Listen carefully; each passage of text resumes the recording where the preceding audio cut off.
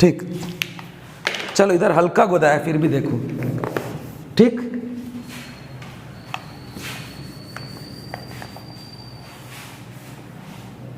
बात समझ में आई कि अगर इस सॉइल को ठीक करना है, एल्केलाइन सॉइल को, तो हमें ऊपर जमा हुआ सॉल्ट निकालना पड़ेगा। अब उसके निकालने के तरीके होते हैं, स्क्रैपिंग होता है, ठीक है, खुरंचना जो मैंने अभी किया था। तो मेरा एक नया वीडियो रेडी हो गया, मतलब अब मैं अगले वीडियो में एल्केलाइन सॉइल को बेहतर समझा सकता हूँ, ठीक है। जैसे कि अच्छा आप लोग नहीं किए हो, कोई एनिमल की क्लास मेरी किया था, वहाँ पे मैंने जो आपका वो है आर्टिफिशियल इंसेमिनेशन, उसको एक मार्कर से समझाया था, ठीक है।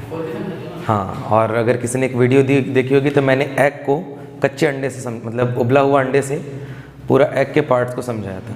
वीडियो थी कहीं की, ठीक है, उबला हुआ अंडा था, उसको काट के दिखाया गया था। तो ऐसे एक्सपेरिमेंट करने चाहिए, ठीक है, ये याद रहते हैं। चलिए तो वापस आ जाते हैं, बैक टू द टॉपिक। तो लास्ट क्लास में हम लोगों ने देखा था फिजिकल प्रॉपर्टीज़ ऑफ सॉइल को स्टार्ट किया था। उससे पहले आप लोगों को टोटल 2 होमवर्क मिले थे, 2 पुराने, मतलब एक पुराना और एक नया। पुराने में आपको मिला था सॉइल कंपोनेंट्स और सॉइल प्रोफाइल, और नए में आपको मिला था फिजिकल प्रॉपर्टीज़ ऑफ सॉइल में soil texture and soil structure. Any doubts? ठीक है, हो कौन सा, हाँ सॉइल स्ट्रक्चर बोलते हैं उसको अरेंजमेंट, उसको सॉइल स्ट्रक्चर बोलते हैं, अरेंजमेंट, हाँ ठीक है। अब देखो सभी पढ़ के आए हैं, अब लिखे हो तो पढ़ी होगी, सिर्फ लिखने वाला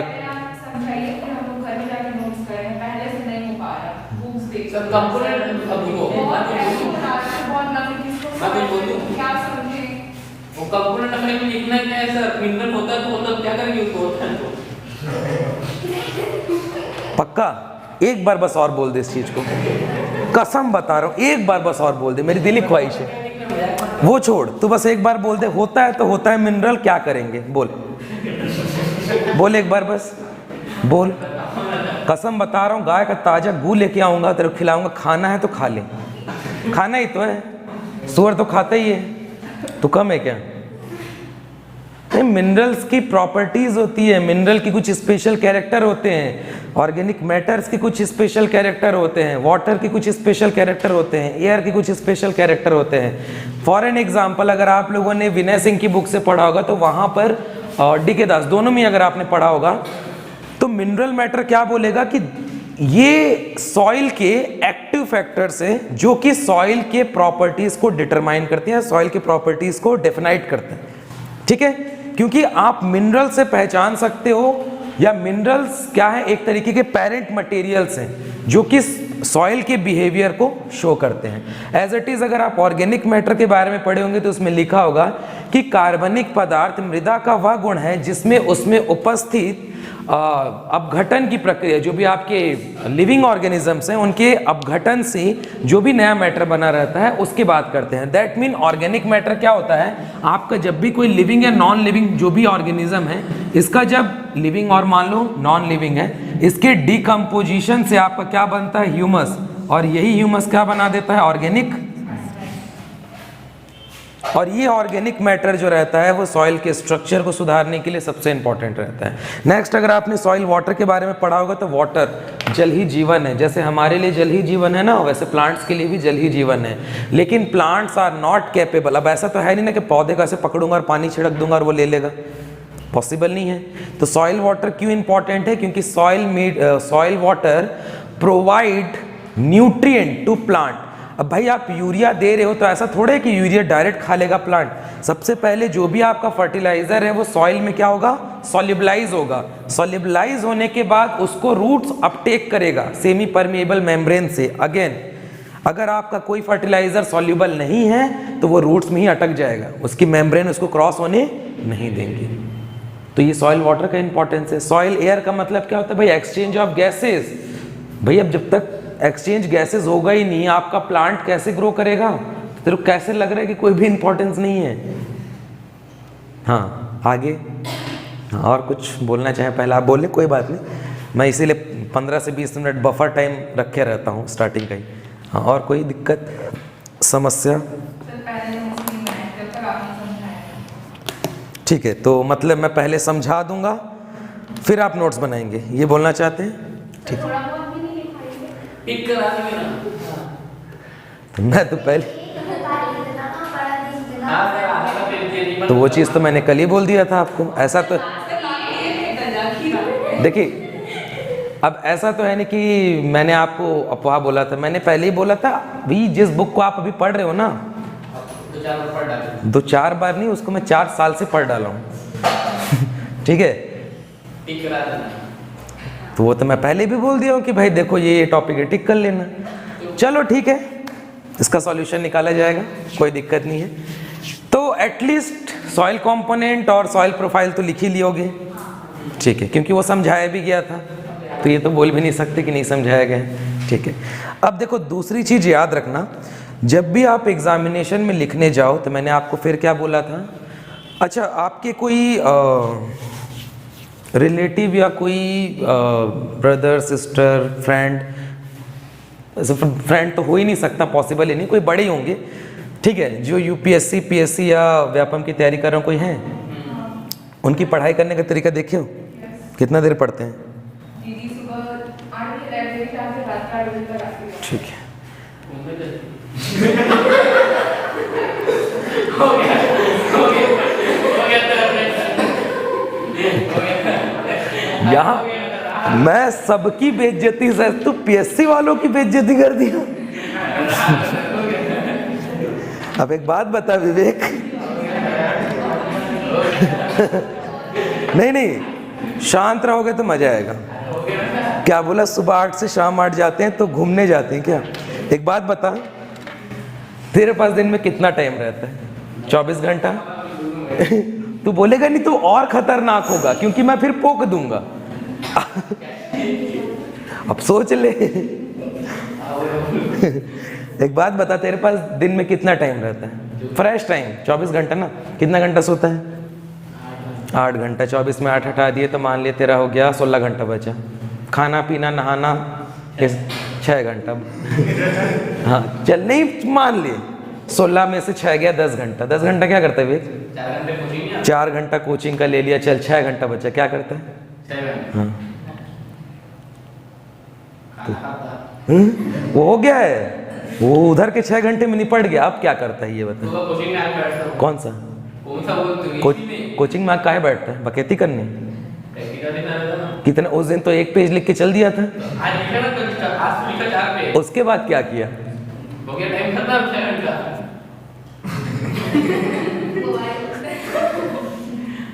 रात को क्या करता है? नहीं, तू गलत काम कर दिया। रात को क्या करता है?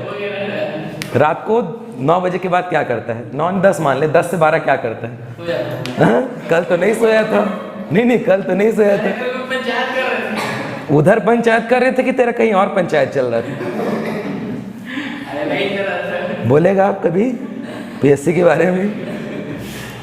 हाँ तो देखिए क्या होता है ना, पीएससी का अगर आप पीएससी भी छोड़िए, कोई भी एग्जाम अगर आप देखेंगे तो उनके मार्क्स डिवाइड रहते हैं, 1 number 2 number 3 number 4 number 5 number. PSC में जो आता है, मैं इसीलिए पीएससी का एग्जाम्पल लिया कि वहाँ पर एक क्वेश्चन ऐसा रहता है जो 10 नंबर के लायक हो, और आपको उसको लिखना रहता है सिर्फ 2 नंबर में, ठीक है।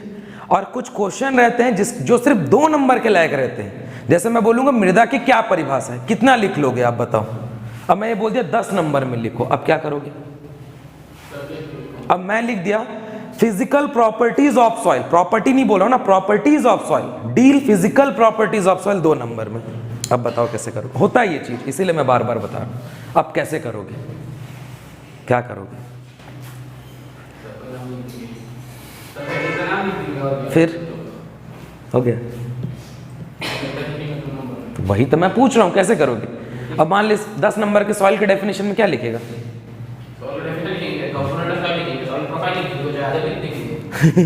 अब मैं पूछा तो है नहीं वो,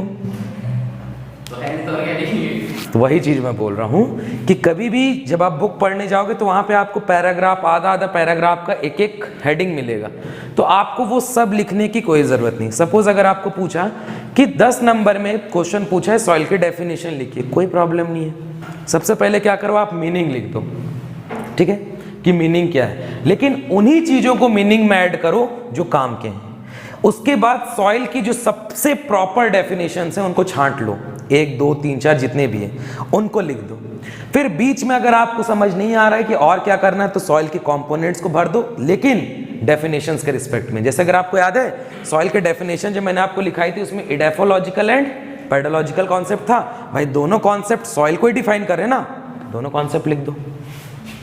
तो वो दोनों कॉन्सेप्ट आप 3 से 4 नंबर लिख दिए, डेफिनेशन आपने 3 से 4 नंबर का लिख दिया, 6 नंबर तो आपका यही हो गया, मीनिंग आपका 1 से 2 नंबर का।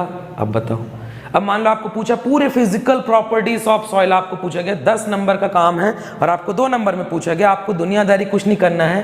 पहले तो ये बता दीजिए कि फिजिकल प्रॉपर्टी ऑफ सॉइल है क्या, कि मृदा के भौतिक गुणों के बारे में अध्ययन करना ही क्या है, उसकी फिजिकल प्रॉपर्टीज है, लिख दिए। उसके बाद आप लिखेंगे कि मृदा के जो फिजिकल प्रॉपर्टीज हैं, या तो उनका नाम लिख के किस्सा खत्म कर दो, लेकिन उससे बेहतर तरीका है कि आप उनका नाम लिख के, या फिर आप ये लिख दीजिए मृदा के मुख्य, there are main physical properties of soil करके आप 5 प्रॉपर्टीज लिख दो और 2 को डील कर दो, 1 नंबर आपका नहीं कटेगा। तो 10 नंबर को 2 नंबर में और 2 नंबर को 10 नंबर में कैसे लिखना है, यही।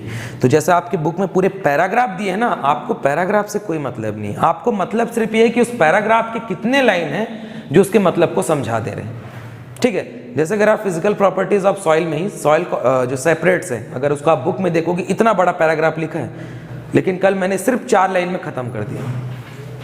निकाल के देख लो, हिंदी इंग्लिश जो भी आपका मन है, ठीक है। चैप्टर नंबर कितना तैयार, हाँ 2 या 3 होगा, 3, ठीक, निकाल लीजिए। 3 नंबर चैप्टर है, 3 यार 4, सॉरी 4 है, निकाल लीजिए। अब देखिए उसका जो पहला पेज है लिखा है mechanical analysis end of soil separates, देखो कितना लिखा है वो, ये पूरा पैराग्राफ। तो पैराग्राफ की क्या जरूरत है, आपको जब पता है कि 3 लाइन में सॉइल सेपरेट्स क्या हैं, बस बात खत्म करो ना। आप समझदार हो, चेक करने वाला आपसे ज़्यादा समझदार है, ठीक है। तो ऐसे आपको लिखने हैं। चलिए, तो कंपोनेंट्स में आप लोगों ने लिख लिया है, चलिए चारों के चारों कंपोनेंट, सॉइल प्रोफाइल OAEBC, ठीक है। सारे के बारे में पहले भी डिस्कशन हो चुका है कि O हॉरिजॉन क्या करता है, कहाँ पर प्रेजेंट रहता है, कहाँ पर एब्सेंट रहता है, B हॉरिजॉन क्या है, E हॉरिजॉन क्या है, C क्या है और R क्या है। सारी चीज़ों के बारे में आपने अगर एक बार पढ़ा होगा तो आपको ऑटोमेटिकली समझ आ गया होगा कि इसमें क्या लिखना है और क्या छोड़ना है, ठीक है। तो इन दोनों टॉपिक से किसी को कोई डाउट नहीं है, ठीक है। उसके बाद आपको कल होमवर्क दिया गया था soil texture and soil structure, तो ये मैं पहले आपको बताऊंगा, फिर आप जो भी लिखे होंगे फिर आपको समझ आ जाएगा कि लिखना कैसे है, और नेक्स्ट टॉपिक के बारे में भी बात हो जाएगी। सबसे पहले हम सॉइल सेपरेट्स की कुछ चीज़ें बची हुई थी जो आपको पढ़नी है, जैसे कि आपके एग्जामिनेशंस में एक आता है स्टोक्स लॉ, बुक देखे हो पूरा, फिजिकल प्रॉपर्टीज, स्टोक्स लॉ मिला, वो आपके सिलेबस के सॉइल सेपरेट्स का सबसे इंपॉर्टेंट टॉपिक है। वहाँ पे आपने देखा होगा Stokes law is V is equals to 2.9, ऐसा कुछ देखने को मिला था, मिला था ऐसे?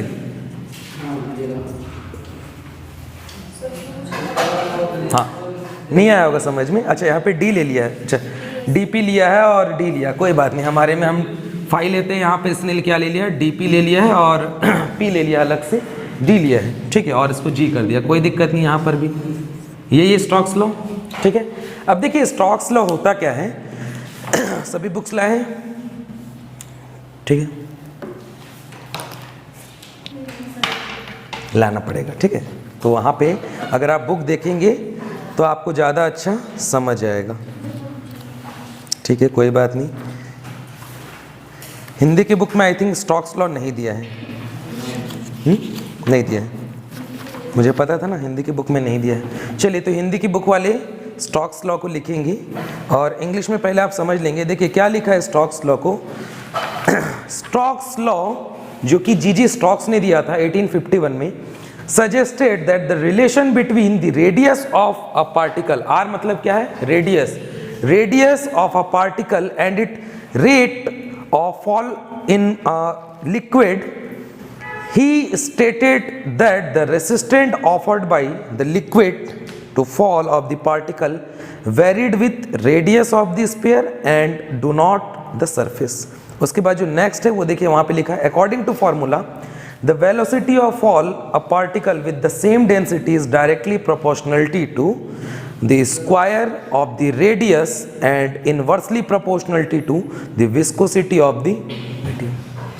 अब ये पूरा कहानी है, इस कहानी का मतलब ये है, v मतलब क्या है, वेलोसिटी,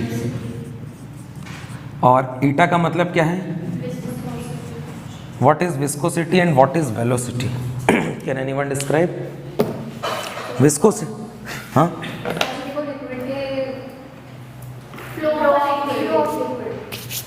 फ्लो ऑफ लिक्विड.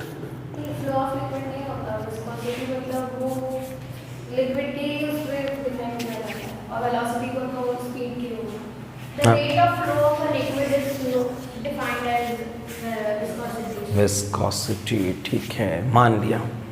हाँ बता विवेक, क्या होता है?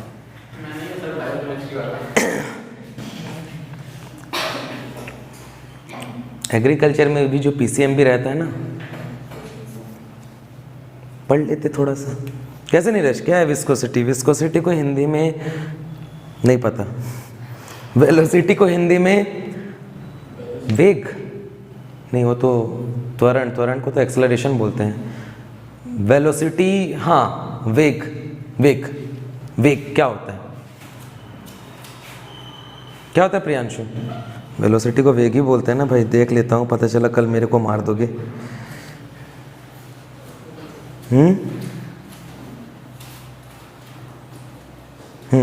वही होता है. चलिए बताइए, क्या नीरज? नहीं पता, ठीक है. वेलोसिटी क्या होता है? What is velocity?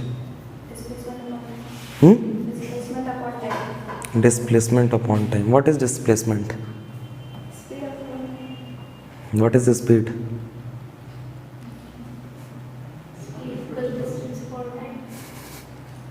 वहीं पे घूम घूम के बाहर में आ रहे हैं. अच्छा, change in velocity is called acceleration. तो हम ये बोल सकते हैं कि velocity means change in speed. जब स्पीड में चेंज होता है तो वो वेलोसिटी बना लेते हैं. ठीक है, वेलोसिटी का फॉर्मूला क्या होता है? Distance upon time. और डिस्टेंस का मतलब डिस्प्लेसमेंट या डिस्टेंस बोल दो, अपॉन टाइम. और एक्सेलरेशन का मतलब होता है वेलोसिटी अपॉन टाइम. इसीलिए हम उसको मीटर पर सेकंड स्क्वायर में लिखते हैं, क्योंकि वो सेकंड जुड़ जाता है. तो वेलोसिटी में हम ये बोल सकते हैं कि यहाँ पर हम सीधा किसका बात करते हैं? स्पीड का. किसके बात करते हैं? स्पीड. कि कोई मटेरियल कितनी ज़्यादा स्पीड है वो हम उसके वेलोसिटी से पता लगा सकते हैं. और विस्कोसिटी का मतलब हम ये बोल सकते हैं कि rate of flow of liquid. बोल सकता हूँ ये चीज़ में कि कोई भी लिक्विड का जो फ्लो का जो रेट है वो हम क्या बोलते हैं? विस्कोसिटी. अब मुझे ये बताओ कि विस्कोसिटी में भी आपका क्या है? फ्लो की बात आ रही है, मतलब मूव करेगा. ये वेलोसिटी में भी स्पीड की बात आ रही है, मतलब मूव करेगा. What is the relation between velocity and viscosity? अगर आपने, अच्छा, विस्कोसिटी से रिलेटेड थ्योरी किसने दी थी?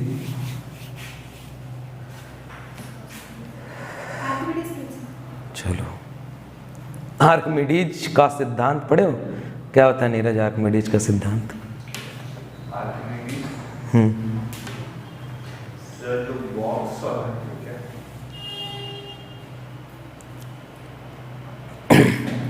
मान लो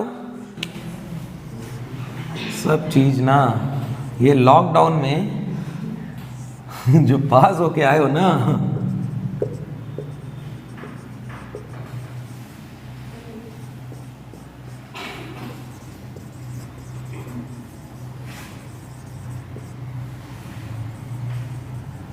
तीन मैंने टब रखे हैं. पहला वाटर का है, दूसरा ऑयल का है, तीसरा हनी का है. और मैं 3 कॉइन्स रखा हूँ. अगर मैं एक एक करके डिप करूं तो क्या होगा? जल्दी चलेगा। उसके बाद पानी नहीं, क्यों? पानी वाला एकदम गाढ़ा रहता है। तो उससे क्या होता है? वो रुकेगा ना वो। क्यों? रुकेगा। क्यों? हाँ, उसी रोकने को क्या बोलते हैं? वेलोसिटी अगर सॉरी विस्कोसिटी अगर आपको जाननी है तो ये थ्योरी समझनी पड़ेगी, क्योंकि आर्किमिडीज यही थ्योरी दिया था। मैंने फिर बोला केमिस्ट्री चेंज हो सकती है, फिजिक्स यूनिवर्सल है। एक बार बोल दिया न्यूटन ने, बात खत्म। ठीक है, उसके बाद नो मोर डिस्कशन वाला। लगे हैं साइंटिस्ट, अब किसी जमाने में अगर तोड़ दिए नियम तो अलग बात है। बताओ क्यों? भाई अगर मैं यहाँ पर पानी के ऊपर एक कॉइन भेज रहा हूँ तो पानी लिक्विड फेज पे है, यहाँ पर क्या है? गैस फेज है या एयर का फेज है। मतलब एक कॉइन एक फेज से दूसरे फेज में जब जाएगी तो वहाँ पर रेसिस्टेंट काम करेगा, उसको रोकने वाला कोई होगा, और वही उसके फ्लो को क्या करेगा? स्लो करेगा। तो इसकी रेसिस्टेंसी ज़्यादा है, इसकी उससे ज़्यादा, और इसकी तीनों ही तो लिक्विड है ना। तो भाई जब लिक्विड की बात हो रही है तो फिर तीनों में डिफरेंस क्यों आ रहा है? वो डेंस है, ये पहली चीज होगी। अच्छा, डेंस होने का मतलब क्या है? रेसिस्टेंट ज्यादा है, वो प्रोटेक्ट करेंगे किसी भी चीज को। फ्रिक्शन काम करेगा, फ्रिक्शन काम करने से क्या बनता है? अगर कहीं पर फ्रिक्शन लग रहा है दैट मीन स्लो होगी, मतलब उसके अगेंस्ट। फ्रिक्शन का मतलब ही है कि अगर कोई डायरेक्शन इधर चल रहा है और वहां पर फ्रिक्शन काम कर रही है तो फ्रिक्शन जो है उसके ऑपोजिट डायरेक्शन में एक फोर्स अप्लाई करेगी इसकी स्पीड को कम करने के लिए। बात समझ में आ रही है? तो यही चीज ना स्टोक्स लॉ में भी बोला गया है। क्या बोला है Stokes law? The velocity of fall of a material. अब मटेरियल आपका क्या हो सकता है? सैंड, सिल्ट, क्ले या उनके colloids with the same density is directly proportionality to. ये जो वेलोसिटी है ये डायरेक्टली प्रोपोर्शनलिटी टू किसके है? आर स्क्वायर के। आर मतलब रेडियस। और उसके बाद देखिए दूसरा लाइन क्या लिखा है? एंड इनवर्सनली प्रोपोर्शनल टू दी ईटा, मतलब विस्कोसिटी। दैट मीन जितना ज्यादा वेलोसिटी बढ़ेगा विस्कोसिटी कम होगी, और विस्कोसिटी जितनी ज्यादा बढ़ेगी वेलोसिटी। बात समझ में आ रही है? यही स्टोक्स लॉ। चलिए लिखिए हिंदी वाले। अब इंग्लिश वाले तो समझ गए ना क्या है।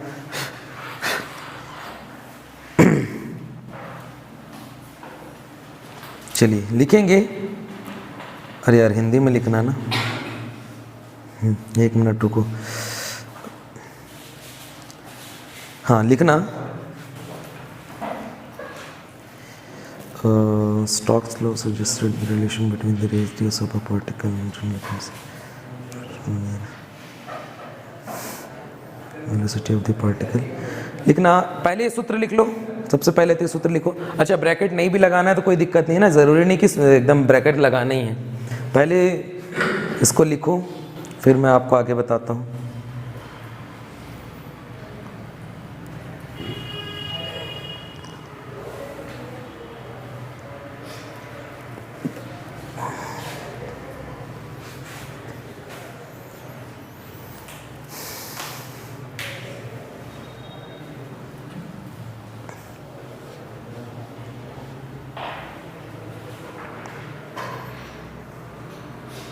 ठीक है, चलिए फिर वहां पर लिखेंगे हिंदी वाले। v इज इक्वल्स टू,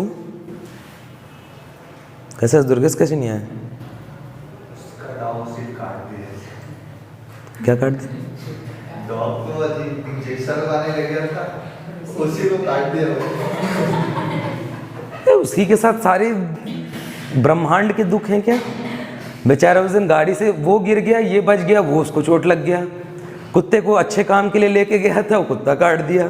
उसको बोलो सनी वनी दिखाए भाई, कुछ खराब चल रहा है उसका सनी। v is equals to velocity of, अच्छा वेलोसिटी को हिंदी में क्या बोलते हैं यार? ये ना हिंदी की क्लास मेरे को लेनी पड़ेगी यार, काटो रुको मैं इसको बताता हूँ हिंदी में क्या बोलते हैं। क्या? नहीं, गिरने का वेग।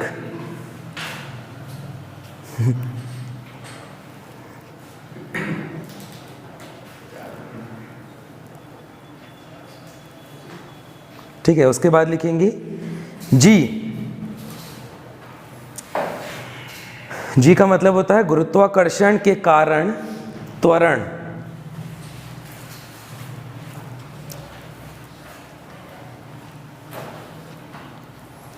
उसके बाद डीपी।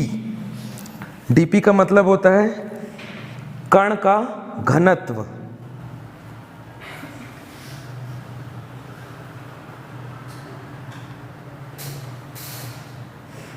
उसके बाद फिर छोटा वाला डी। इस डी का मतलब होता है डेंसिटी ऑफ द लिक्विड, द्रव्य का घनत्व। फिर आर, कण का, रेडियस मतलब त्रिज्या, हाँ, कण की त्रिज्या।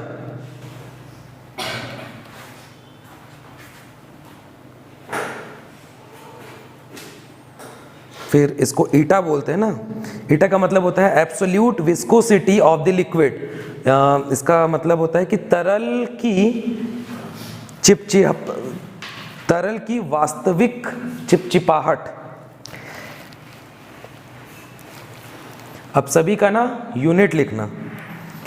तो V का जो यूनिट है, इकाई ना, V में आप लोग क्या लिखा है, गिरने का वेग लिखे हो, ब्रैकेट में लिखना सेंटीमीटर प्रति सेकेंड।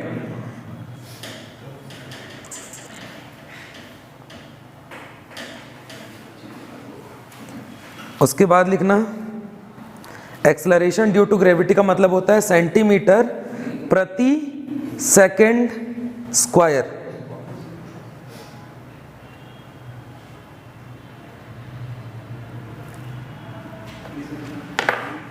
ठीक है। उसके बाद डेंसिटी ऑफ पार्टिकल लिखे हो ना, उसका मतलब होता है ग्राम प्रति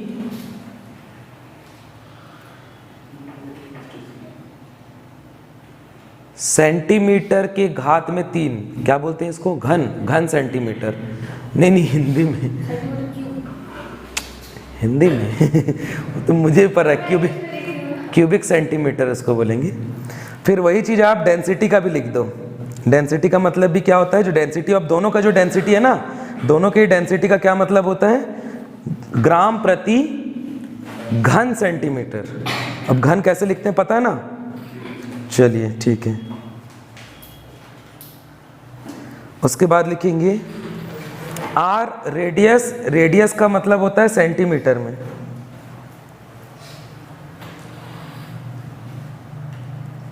ठीक है। और सबसे लास्ट में क्या है आपका, ईटा। हाँ चलो ये बताओ, विस्कोसिटी का यूनिट क्या होता है?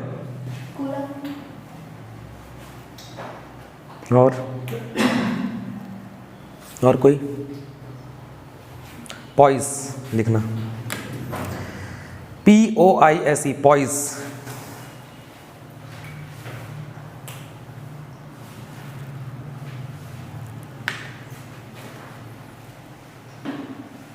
चलिए अब इसके बाद हिंदी में लिखेंगे स्टोक्स के नियम के अनुसार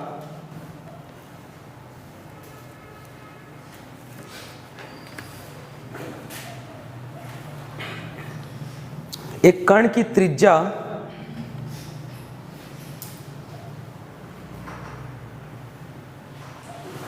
और उसके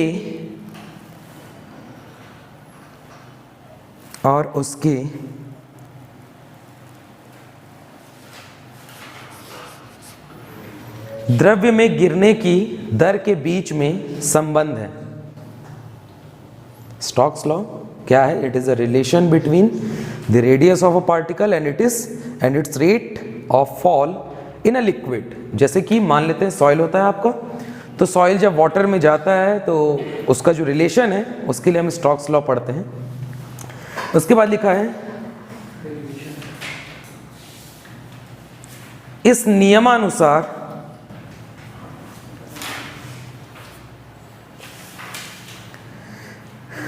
कण के गिरने के लिए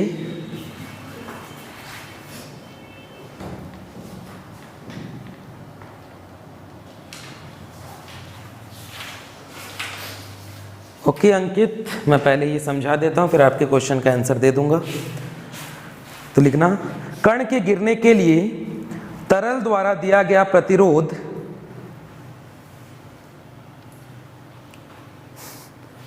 स्टोक्स लॉ क्यों नहीं है गोले की त्रिज्या के साथ भिन्न भिन्न होता है।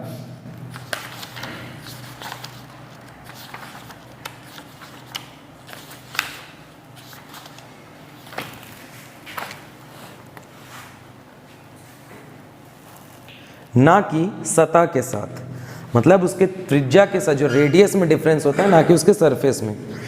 उसके बाद पैराग्राफ चेंज करके लिखना, सूत्र के अनुसार समान घनत्व वाले कण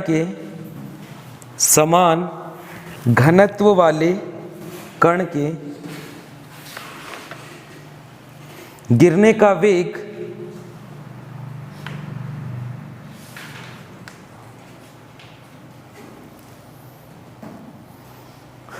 उसकी त्रिज्या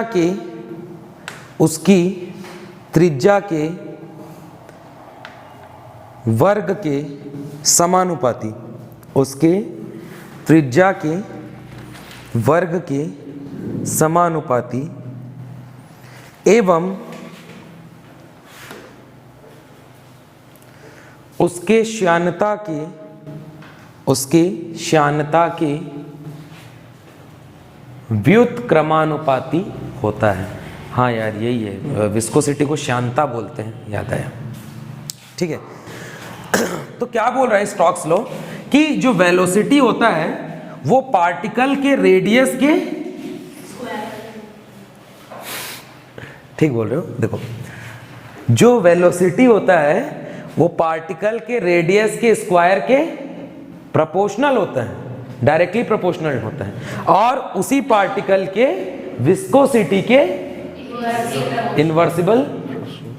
ठीक है, मतलब कोई पार्टिकल का वेलोसिटी, अब मान लेते हैं कि मैंने 3 सस्पेंशन बनाए हैं। सस्पेंशन का मतलब पता है कि पानी को सॉइल के साथ मिला दिया है।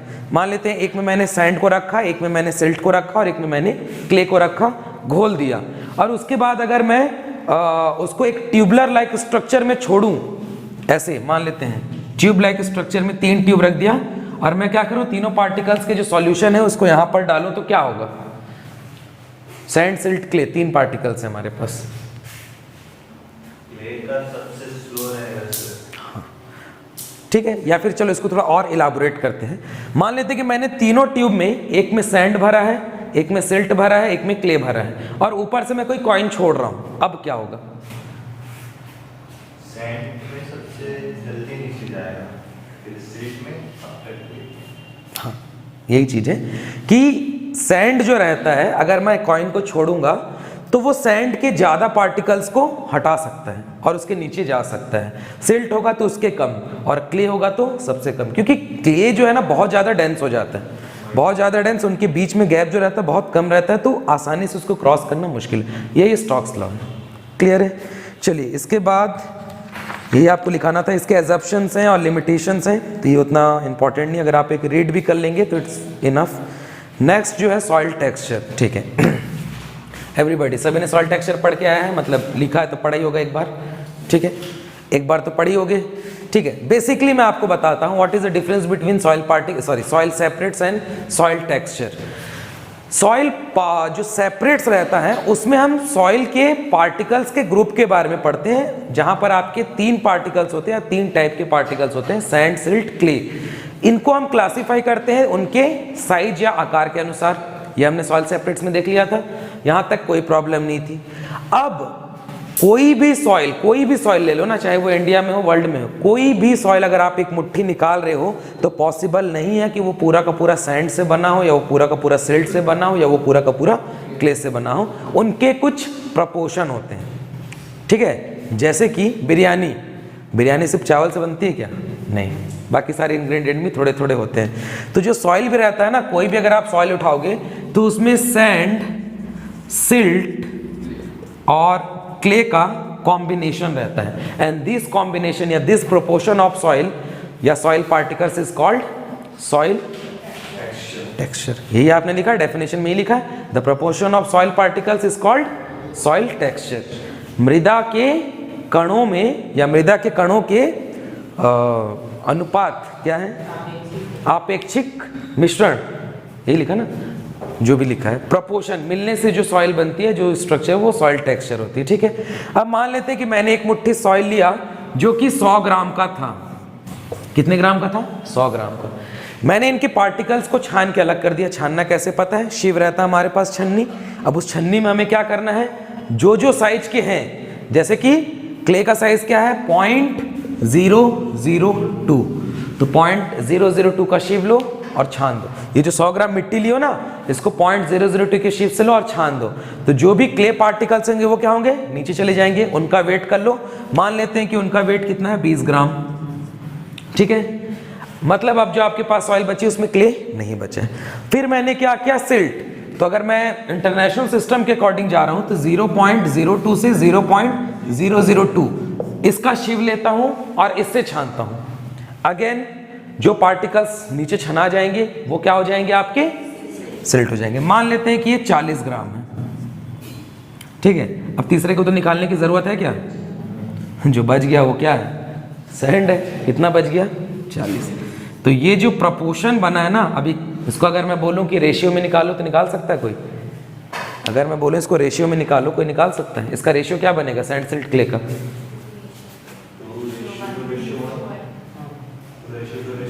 चलो ठीक है, 2:2:1। मतलब उस सॉइल में अगर एक भाग क्ले, हमेशा लोवेस्ट वैल्यू को लेते हैं ना कंपेयर करने के लिए, हाईएस्ट को मत ले लेना, कि अगर उस सॉइल में 1% या फिर एक भाग आपका क्या है, क्ले है, तो उसका जस्ट डबल सिल्ट है और उसका जस्ट डबल जो है वो सैंड उस सॉइल में प्रेजेंट है। तो ये जो प्रपोर्शन बना है ना, इसी प्रपोर्शन को क्या कहा जाता है, सॉइल टेक्सचर। यहां तक समझ आया बात? कोई दिक्कत नहीं है यहां पर किसी को? चलिए ठीक है। इसके बाद इनका जो प्रपोर्शन रहता है, इनको हम परसेंट के बेस पे लिखते हैं। ठीक है, इनको क्या करते हैं, परसेंट के बेस पे। मान लेते हैं कि मैंने पहली बार 100 ग्राम सॉइल तोला तो मेरे को 40-40 20 मिला। एक और मुट्ठी मैंने दूसरे जगह से सॉइल लाया, मैंने देखा 60 25 15 है। ठीक है, एक और जगह से सॉइल लाया 40 45 15 है। एक और जगह से मैंने सॉइल लाया 30 और 40 है। तो अगर आप हर जगह देखोगे तो प्रपोर्शन क्या हो रहे हैं, बदल रहे हैं। प्रपोर्शन क्या हो रहे हैं, बदल रहे हैं। तो उनका कैरेक्टर भी अलग होगा। जैसे कि अगर मैं सिर्फ एक सिंपल सा क्वेश्चन पूछ रहा हूं, इनमें से ये ए ऑप्शन है, ये बी ऑप्शन है, ये सी ऑप्शन है और ये डी ऑप्शन है। मेरा क्वेश्चन आंसर कोई नहीं देगा, पहले सुन लो क्वेश्चन को, कि इनमें से कौन से प्रपोर्शन की वाटर होल्डिंग कैपेसिटी सबसे ज्यादा होगी। बस सुन लिया क्वेश्चन, आंसर आ गया सबके दिमाग में। बता प्रियांशु। हाँ, अरे ऑप्शन दिया हूं ABCD, वो बताना। डी, आप बताइए।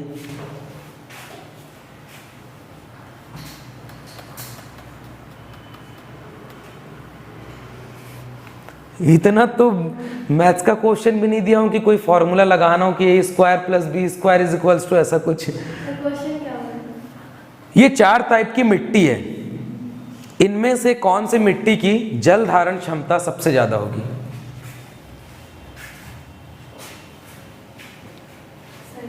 डी की, पक्का?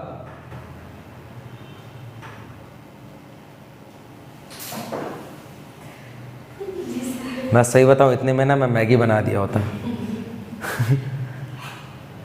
नहीं बनता है, इतना जल्दी भी नहीं बनता है। बता विवेक। डी, डी बता दीपक। क्यों?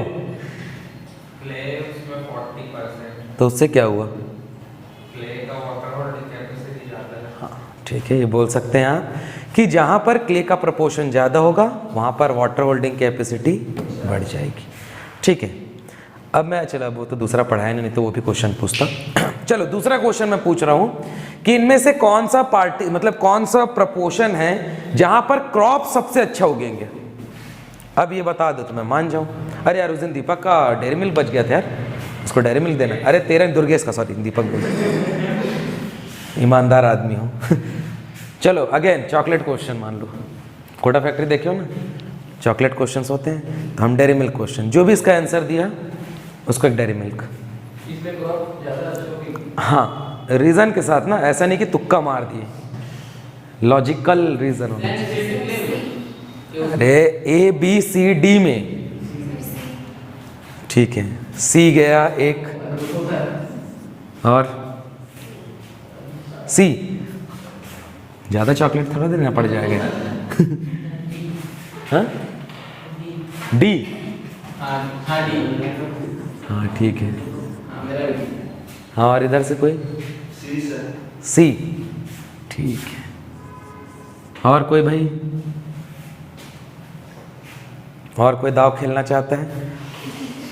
चॉकलेट का सवाल है, देख लो। ठीक है, 5 ही लोग पार्टिसिपेट करना चाहते हैं, ठीक है। कर सकते सर, रीजन नहीं पता है लेकिन। हाँ तो ये बहुत बड़ी समस्या हो गई अब, ठीक है। और कोई इधर से बस प्रियांशु और विवेक है, बाकी दोनों स्किप कर दिए। इधर से आप हैं, आप हैं और आप हैं। सी वाला। अच्छा यार अब मेरे को कोड लिखना पड़ेगा। नीरज सी वाला, और कौन कौन था? फिर वही बात होगी ना, 2 लोग बस डी वाले हैं। कौन थे 2 लोग? दीपक और, अच्छा तू और ये, चलो ठीक है, बच गया रे मेरे चॉकलेट।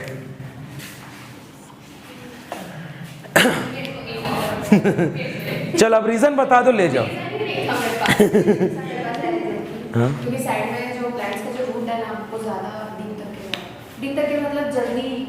नहीं, ये प्रोपोर्शन सबसे बेहतर क्यों है, मैं ये पूछना चाह रहा हूँ। क्योंकि दोनों का इंटरमीडिएट प्रोपोर्शन है, शायद दाव खेलना है। जुए की सबसे अच्छी बात ये होती है कि आपको नहीं पता होता आप जीतोगे कि हारोगे, आप बस लगा देते हो दाव। ठीक है, ड्रीम 11 खेला ही होगा तू, तेरे जैसा नालायक ना खेला मैं मान ही नहीं सकता। ठीक है, चलिए मैं रीज़न बताता हूँ। एक सॉइल होती है, आप लोगों ने अगर पीएटी में क्रॉप्स प्रोडक्शन पढ़ा होगा, लोमी सॉइल पढ़े हो? Loam soil, it is good for agriculture purpose.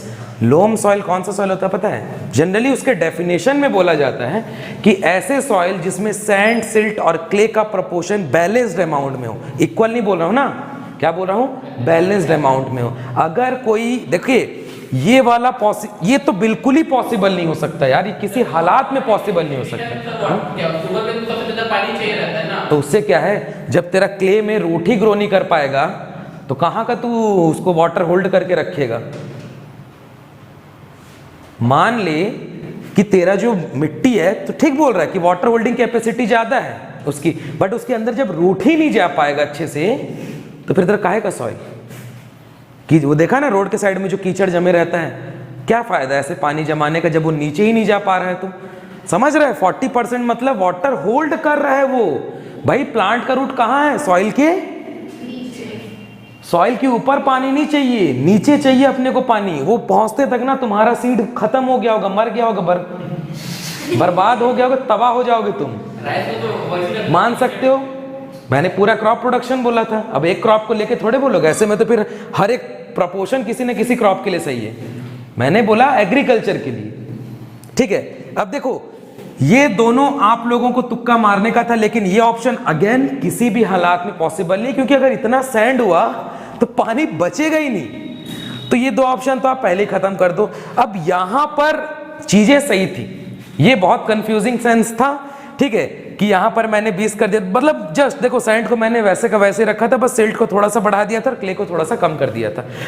अब यहां पर सी ऑप्शन गलत नहीं है, बट वही बात होती है ना कि अगर आपके 4 में से सबसे बेहतर आंसर ढूंढना हो तो आपको एक प्रोपोर्शन, चलो ये मत सोचना कि मैं झूठ बोल रहा हूँ, चलो पलटो, दिखाऊंगा कुछ चीज़, फिर बोल दोगे चॉकलेट के चक्कर में सर ने अपना आंसर ले लिया, मेरा ही दिक्कत हो जाएगा। ठीक है, डीके दास 45 पेज नंबर, हाँ वही वाला लोम लिखा है, देखो उसका प्रपोर्शन क्या है, 30-50, 30-50, 0-20। ठीक। अब देखो वहाँ मैंने क्या लिखा है, आ गया। मैं झूठ नहीं बोल रहा था ना, कोई ये मत सोचना पता चल रहा मेरे को 4 गाली अलग से दे रहे वाला, ठीक है। तो ये रीज़न होता है। अब यही पढ़े हो ना आप, मतलब क्रॉप में तो पढ़े ना, लोमी सॉइल या sandy loam soil is good for या best for agriculture purpose, that's ठीक है। मान लो अगर ये तीनों के तीनों यहां पर आ जाते ना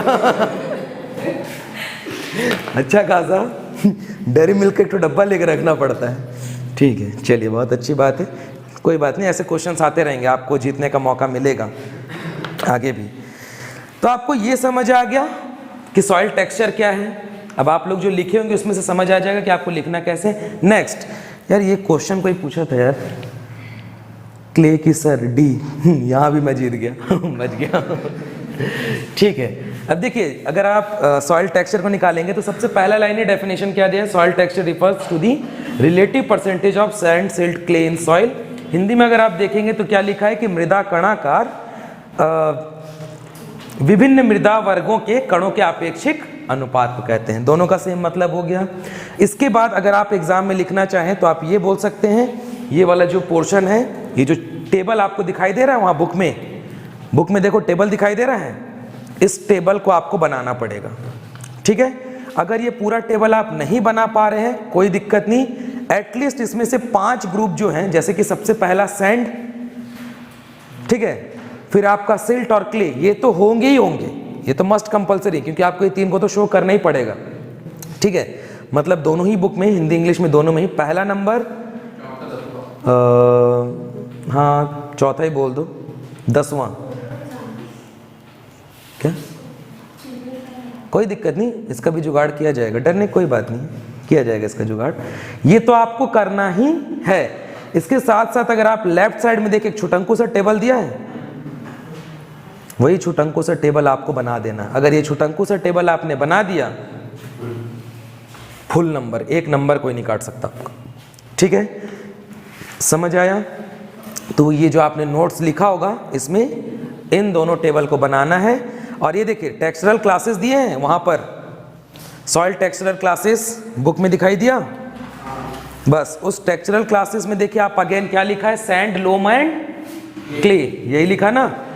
तो भाई सैंडी सॉइल क्या होगी, आपको अब इसको डिफाइन कैसे करना है, ठीक है। टेक्सचरल क्लासेस आपको एग्जाम में लिखना है, textural classes of soil texture. A में आपको लिख देना है सैंडी, बी में आपको लिख देना है लोमी या लोम लिख दो, और सी में आप लिख दो सिल्टी, और डी में आप लिख दो क्ले। अब इसको डील कैसे करेंगे, सिर्फ आपको ये बताना है सैंड में क्या ज्यादा होगा, कौन से पार्टिकल, सैंडी सॉइल में कौन से पार्टिकल ज्यादा होंगे, सैंड ज्यादा होंगे। सिल्टी सॉइल में, क्ले सॉइल में। तो आपको यहीं पे यही डिसाइड मतलब डिफाइन करना है कि सैंडी सॉइल्स ऐसे सॉइल्स होते हैं जिसमें सैंड का प्रपोर्शन जो रिमेन दोनों पार्टिकल हैं उनके प्रपोर्शन से, या फिर इसका जो साइंटिफिक डेफिनेशन है वो हम ये बोलते हैं कि एटलीस्ट, देखिए वहां पे लिखा होगा 80%, लिखा है कि नहीं लिखा है क्या, हाँ 70, हाँ 70 मिनिमम वैल्यू रहती है। मतलब यही है कि जिस सॉइल में मिनिमम 70%, ये भी नहीं आएगा ना, अगर इसी को मैं क्या कर दूं, यहाँ पर कर दूं 70 और यहाँ पर कर दूं मैं 15 और यहाँ 70 80 85, नहीं इसको मैं कर देता हूँ 20 और इसको कर देता हूँ 15। इसको 15 करने का रीज़न है, क्यों रीज़न है पता है, देखो उसका अगला लाइन क्या लिखा है, अच्छा यहाँ पर नहीं दिया है ना, एक और चीज़ यहाँ पर ऐड कर लेना है।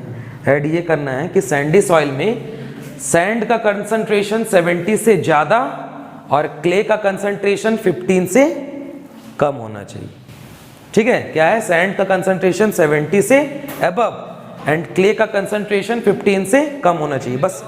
हाँ किसमें, किसमें किसमें, सैंडी सॉइल की बात कर रहा हूँ ना मैं। तो सैंडी सॉइल में सैंड का जो प्रपोर्शन है वो कितना होना चाहिए, मोर देन 70%, और क्ले का प्रपोर्शन कितना होना चाहिए, लेस देन। ये दोनों एरो समझ आ रहे हैं ना, बात समझ आई। तो ऐसी सॉइल, या आप इसको ऐसे डिफरेंशिएट करना, हिंदी वाले मैं पहले से बता दे रहा हूं, ऐसी मृदा जिसमें रेत के या बालू के कण 70% से अधिक और क्ले कण 15% से कम पाए जाते हैं, ऐसी मृदाओं को रेतीली मृदा कहा जाता है। इतना तो बोल दो, ठीक है। फिर लोमी में क्या बोलेंगे? ऐसी मृदा जिसमें सैंड, सिल्ट और क्ले तीनों का बैलेंस प्रपोर्शन होता है। क्या होता है? Balance proportion. अब बैलेंस प्रपोर्शन को आप लिख भी सकते हो, अगेन जो मैंने बोला 40-40-20। इन प्रपोर्शन में जो सॉइल पाए जाते हैं इन्हें क्या कहा जाता है? लोमी सॉइल, या हिंदी में क्या बोलते हैं? दोमट मृदा। और इसके बाद एक और लाइन अगर आपको ऐड करना है तो ऐड कर सकते हो कि ये मृदाएं कृषि के लिए बेहतर होती है। This soil is most suitable for agriculture purposes.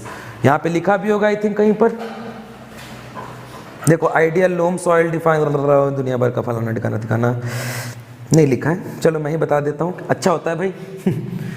उसके बाद थर्ड क्या है आपका? Silty soil. तो सिल्टी सॉइल की क्या डेफिनेशन होती है? यहाँ पे सिल्टी दिया भी नहीं है ना, नहीं दिया है, चलो मैं ही बता देता हूँ। सिल्टी सॉइल्स ऐसे सॉइल्स होते हैं जिसमें सिल्ट का कंसंट्रेशन 60% होना चाहिए। देखिए टेबल में आपको सिल्टी क्ले दिखाई दे रहा है, सिल्टी लोम दिखाई दे रहा होगा, हाँ सिल्ट लोम दिखाई दे रहा है। सिल्ट का कंसंट्रेशन देखो कितना होता है, 50 से 100। तो हम ये बोलते हैं कि सिल्ट का कंसंट्रेशन जो है, या जो सिल्ट की मात्रा है वो 60% से अधिक और क्ले की मात्रा 12% से कम होनी चाहिए। यहाँ पे 12% कंसिडर करते हैं, ठीक है, क्योंकि प्योर सिल्टी सॉइल का आना पॉसिबल नहीं हो पाता है। बात समझ में आ रही है? हाँ या ना? आ रही है ना? ठीक है। And the last one is clayey soil. तो ऐसा सॉइल जिसमें क्ले का जो प्रपोर्शन है वो मोर देन 35, लेकिन इतना ज़्यादा भी नहीं कर देना, 60 भी नहीं कर देना, ठीक है, इतना ज़्यादा भी नहीं कर देना 60, 35% टू 40% जिस सॉइल में रहते, जैसे वो आपका लास्ट वाला सॉइल था ना, लिखा है तो इतना होना चाहिए, ठीक है, कि मिनिमम 35 कैरी करे। और मैक्सिमम तो अब देखो ऐसी पूरी सॉइल अगर एकदम क्ले सॉइल आपको चाहिए, कहाँ मिल सकती है, कोई बता सकता है? एकदम क्ले सॉइल कहाँ मिल सकती है आपको?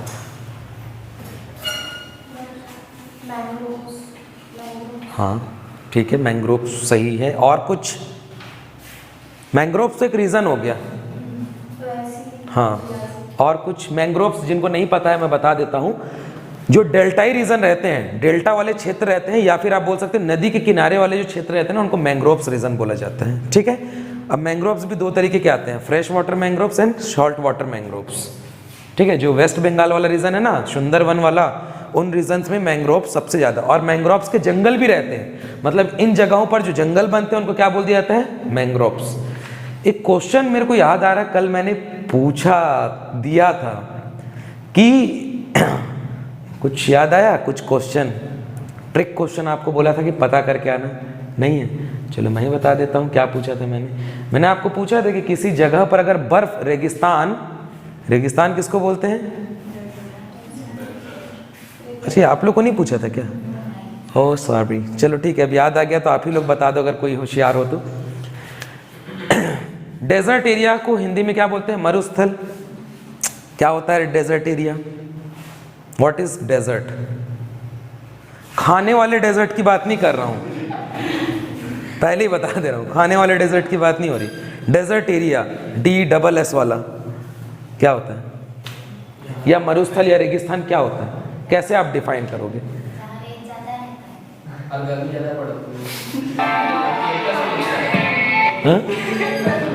कैक्टस, हाँ हाँ, नहीं बताओ, क्योंकि ना मैं कुछ बोलने वाला हूँ इसके बाद। चलिए मैं आप लोग की चीज़ों को नोट आउट कर रहा हूँ। पहला रेत, दूसरा गर्मी, तीसरा बंजर, एक और भी किसी ने कुछ कहा था ना, हाँ, कैक्टस। अब कैक्टस को हिंदी में नागफनी, सॉरी, हाँ हाँ, और कुछ? सूखा, पानी,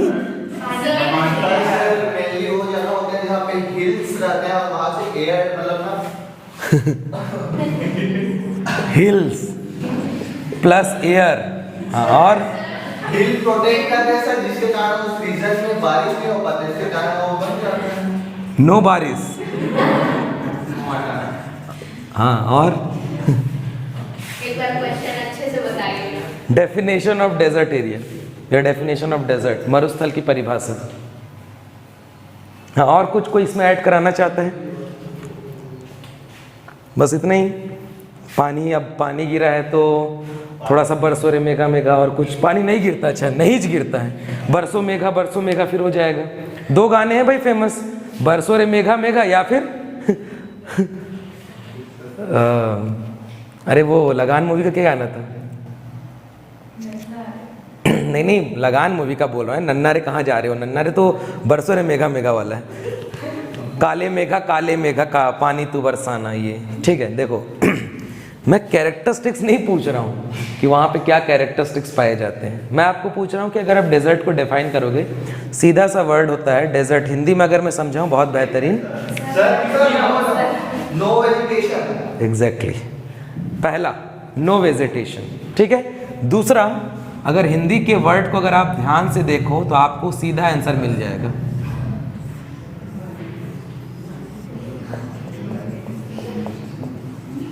डेड प्लेस।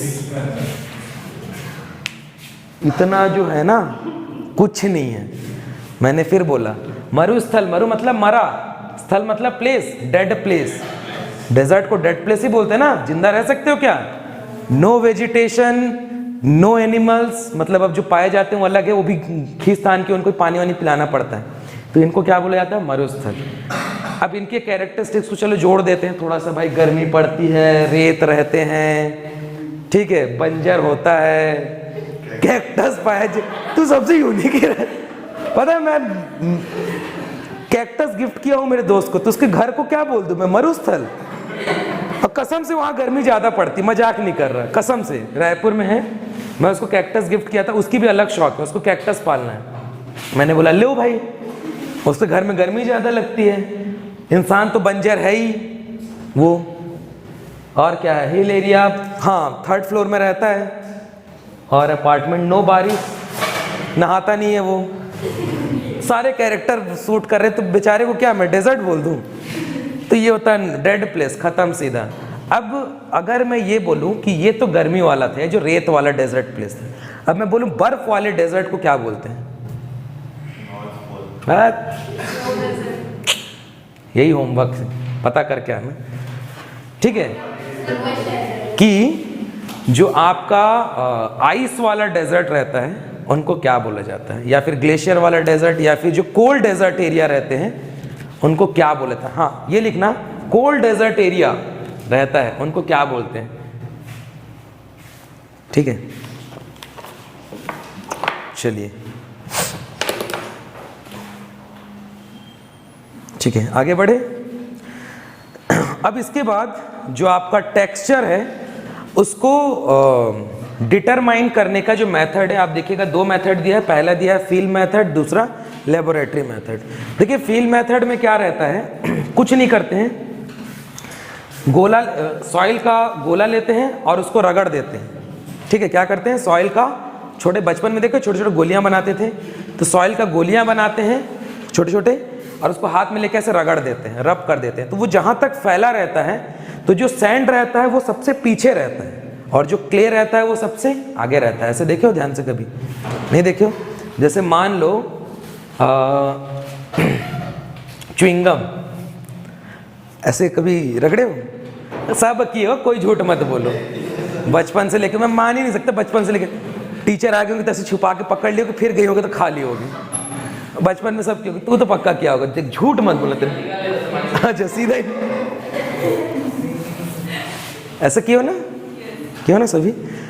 तो च्युइंगम में देखना एक और आदत रहती थी कि जैसे बिस्किट खा रहे हो और च्युइंगम, तो एक आदत रहती थी, पता है कि दोनों को मिक्स करने का। कोई ऐसा करता था क्या? मैं करता था, ठीक है। कि मान लो मैं च्युइंगम खा रहा हूँ और कोई बिस्किट दे दिया, मैं तुरंत बिस्किट भी खा लेता था, और उनको मिक्स करके ना एक मिक्सचर बनाता था, जो ना उसको, और बार बार ना उसको फील करता था मैं। तो ऐसा लगता था कि उसको देखना, जब टंग से ना उसको फैलाते हैं या फुला के फोड़ते हैं, तो आप देखिए कि इसके पार्टिकल्स ऐसे पूरे फैलते हैं, अलग से पूरे छोटे छोटे छोटे छोटे दिखाई देते हैं। तो यही फील मेथड है कि हम क्या करते हैं, उनकी गोलियां बनाते हैं या तो हाथ से ऐसे रब करते हैं तो वो ना एक प्लेट के जैसे फैलता है। तो फैलने से जो सैंड के पार्टिकल्स रहते हैं वो अलग से आपको दिखाई देते हैं, क्ले के पार्टिकल उसके बीच में दिखाई देते हैं, और जो सिल्ट के पार्टिकल बीच में और जो क्ले के पार्टिकल है वो फैल के एकदम आगे चले जाते हैं। ठीक है, देखो यहाँ पर क्या लिखा है, in the field texture is commonly determined by the sense of feel. क्या लिखा है, the soil is rubbed between thumb and finger. यही मैंने बोला, या आपका थंब है या आपका फिंगर है, ऐसे पकड़ के हम रब कर देते हैं। उसके बाद क्या लिखा, अंडर वेट कंडीशन, वही मैंने बोला गोलियां बनाई जाएंगी, अब सूखे में तो गोली बनेगा नहीं। उसके बाद लिखा है सैंड फील्ड ग्रिटी, मैंने बोला च्युइंगम खाते हैं, थोड़ा थोड़ा फील होता है कि कुछ वो वाला है। वैसे जब हम इसको हाथ से रब करते हैं ना तो हमको पूरा फील होता है कि यहाँ पर सैंड के पार्टिकल्स जा रहे हैं। उसके बाद क्या लिखा है, sand field gritty and it particle can be easily seen, अभी मैंने यही चीज़ बोला, इसको आप आसानी से देख सकते हो। The silt when dry feel like floor and talcum powder and it's slightly plastic when wet. Clay particle feel very plastic and exhibit stickiness when wet and are hard under the conditions. हाँ, नहीं दिया कोई बात नहीं, मैं बताऊंगा, डरने का नहीं, मैं हूं अभी जिंदा, जब तक मैं हूं तुमको फैल करने वाला पैदा नहीं हुआ है। ठीक है, ऐसा मैं बोलता नहीं, बोल भी सकते हैं, ऑनलाइन एग्जाम है, कोई फैल नहीं होगी, नकल चुट्टाई तो करोगे। हाँ यार, ये आज ही मैं गया था तो मेरे को पता चला आप लोग की एग्जामिनेशन मार्च में है, क्योंकि इस सेमेस्टर जल्दी ख़त्म करना है। हाँ, मार्च में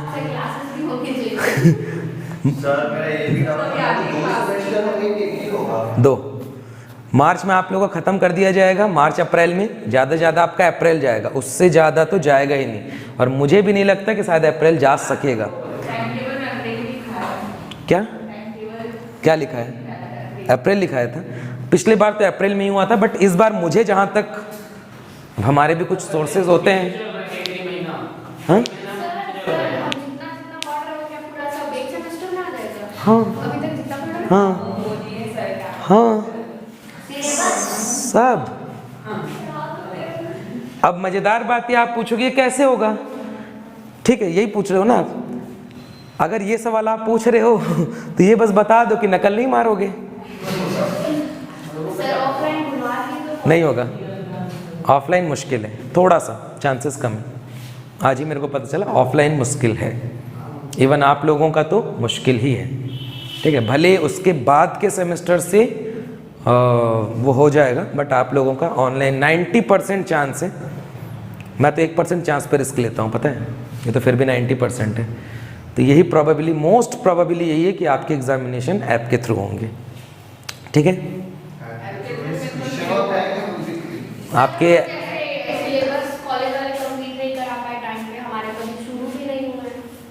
अच्छा, सबसे मज़ेदार चीज़ बताऊँ एक, इतना मज़ेदार चीज़ है ना आप हंस दोगे। बता, सब बताऊंगा, डरना नहीं, सबका बदला लेगा रे तेरा फैजल, तू डर मत। सबसे पहला आपने बोला कि हमारा सिलेबस कंप्लीट नहीं होगा, तो ऐसे आपको पता है कि बहुत सारे ऐसे कॉलेजेस हैं जहाँ पे अभी तक ग्रुप भी नहीं बना होगा अच्छे से। बन गया है, अच्छा बन गया है ना, ठीक है। बातचीत, टीचर वाले ग्रुप की बात करूँ, बातचीत चलती है वहाँ पे ऐसे कुछ थोड़ा बहुत, क्लास का कुछ ऐसा, ठीक है। कुछ ऐसे कॉलेजेस होंगे आपके, मैं नाम नहीं लूँगा क्योंकि भाई किसी भी कॉलेज को आप परफेक्ट नहीं बोल सकते। ऐसे कॉलेजेस होंगे जहाँ पे एक क्लास भी नहीं लगा होगा, पता है, एग्ज़ाम के एक हफ्ते पहले आपको बता दिया जाएगा कि देखो ऐसे ऐसे ऐसे ऐसे ऐसे पढ़ लेना, इस बुक से पढ़ लेना, बात खत्म, ऐसे भी होगा। ठीक, तो ये आपके साथ नहीं है, कॉमन, ये सभी के साथ है। अब इसका रास्ता है, रास्ता क्या है भाई, ईमानदारी से पढ़ाई तो हुई नहीं है, और टीचर्स को भी पता है कि आप ईमानदारी से पेपर, बस इसके बाद कोई और बात होगी क्या। अब इसमें 2 लॉसेस हैं, पहला लॉस और सबसे बड़ा लॉस तो आपका है, आपसे बड़ा किसी का लॉस नहीं, क्योंकि आप समझ रहे हो पूरा 1 सेमेस्टर या 6 महीने की पढ़ाई नहीं पढ़े हो और आप पास हो गए हो, वो भी अच्छे नंबरों से हो गए। देखना 80, 85, 75, 80 ऐसे नंबर आएंगे। तेरा कॉपी अगर मिल गया ना, कसम बता रहा हूँ मैं, फैल करके छोड़ूंगा तेरे को। हाँ मिलेगा, तू डर मत। हाँ मिलेगा। मैं क्या बोला था, कॉलेज आने तक, याद है नीरज, मैं बोला था कि जब तक आपका एडमिशन नहीं होता मैं ज़्यादा कुछ नहीं करूँगा। एक बार आप कॉलेज आ जाओगे 7 साल का साम्राज्य है भाई।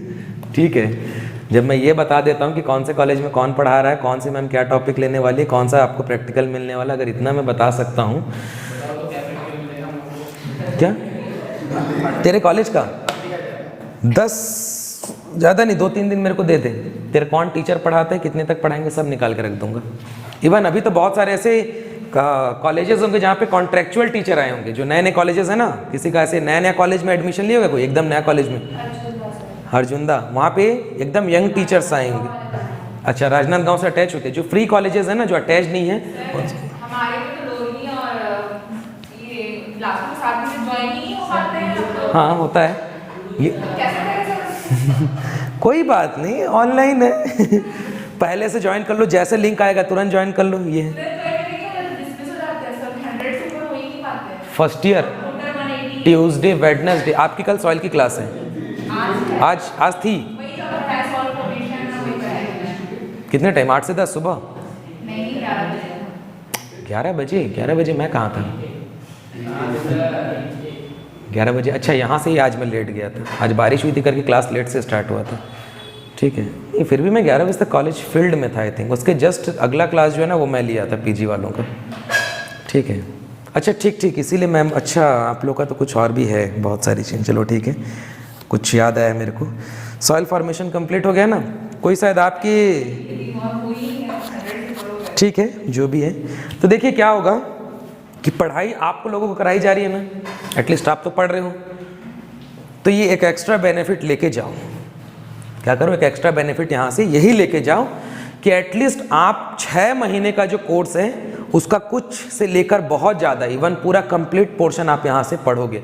और मैं यकीनन बोल सकता हूँ अगर आपने ये सेमेस्टर अच्छे से पढ़ लिया ना, वादा है, मेरा वचन ही मेरा शासन है कि अगले जो 6 सेमेस्टर आपके आगे आएंगे, 7 सेमेस्टर, इस सेमेस्टर के कुछ ना कुछ पोर्शन किसी न किसी सेमेस्टर में आपको मिलते ही रहेंगे।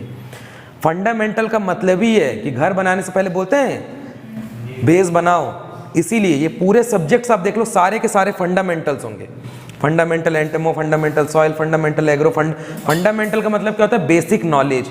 अगर यहाँ पे आपने बेसिक नॉलेज ले लिया फर्स्ट सेमेस्टर, इसीलिए सबसे इंपॉर्टेंट होता है। ठीक है, यहाँ से अगर आपने बेसिक नॉलेज ले लिया ना, तो इसके बाद फिर डिवाइड होगा ग्रुप। मैंने क्या बोला? सारे ग्रुप्स डिवाइड होंगे। सॉइल फिर टूट जाएगा। सॉइल केमिस्ट्री आपको पढ़नी पड़ेगी, सॉइल बायोलॉजी आपको पढ़नी पड़ेगी, बायोकेमिस्ट्री आपको पढ़नी पड़ेगी, फर्टिलिटी आपको पढ़नी पड़ेगी। लेकिन उस टाइम अगर आपको यही नहीं पता होगा कि सॉइल क्या होता है, या नाइट्रोजन क्या है, या फॉस्फोरस क्या है, या इसकी प्रॉपर्टीज़ क्या है, कहाँ से सॉल्व करोगे? आप लोग तो फिर भी ठीक हो। मेरे को तो अफसोस लगता है उस बैच के बारे में जो 2019 में एडमिशन लिया था, 20 में। उन्होंने पूरा 1 साल पढ़ाई नहीं किया, इस सेमेस्टर भी पढ़ाई नहीं किया। मतलब पता है आपको टोटल 6 सेमेस्टर ही पढ़ना है।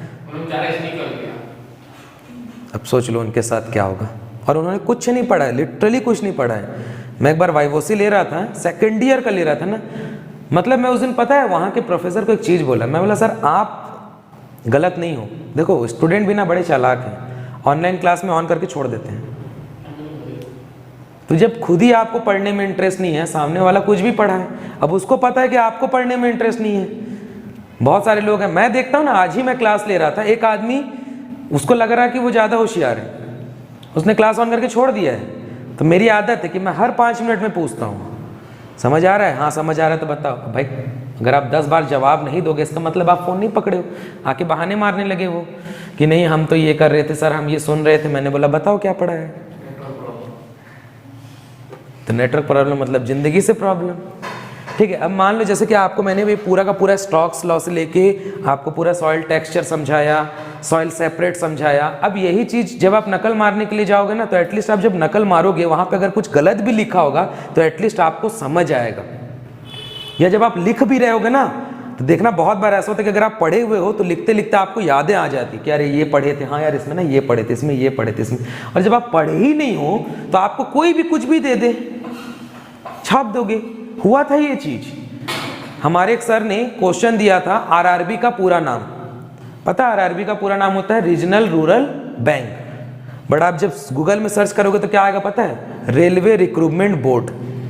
छाप दिए लोग रेलवे रिक्रूटमेंट बोर्ड। कौन से एग्रीकल्चर में तुमको रेलवे का काम है भाई? बट वो पढ़े होते तब तो उनको समझ आता ना कुछ। तो ये होता है एक पढ़ने वाले और एक नहीं पढ़ने वाले में डिफरेंस। तो ये रेलवे रिक्रूटमेंट बोर्ड मत बन जाना, रीजनल रूरल बैंक ही बनना, ठीक है।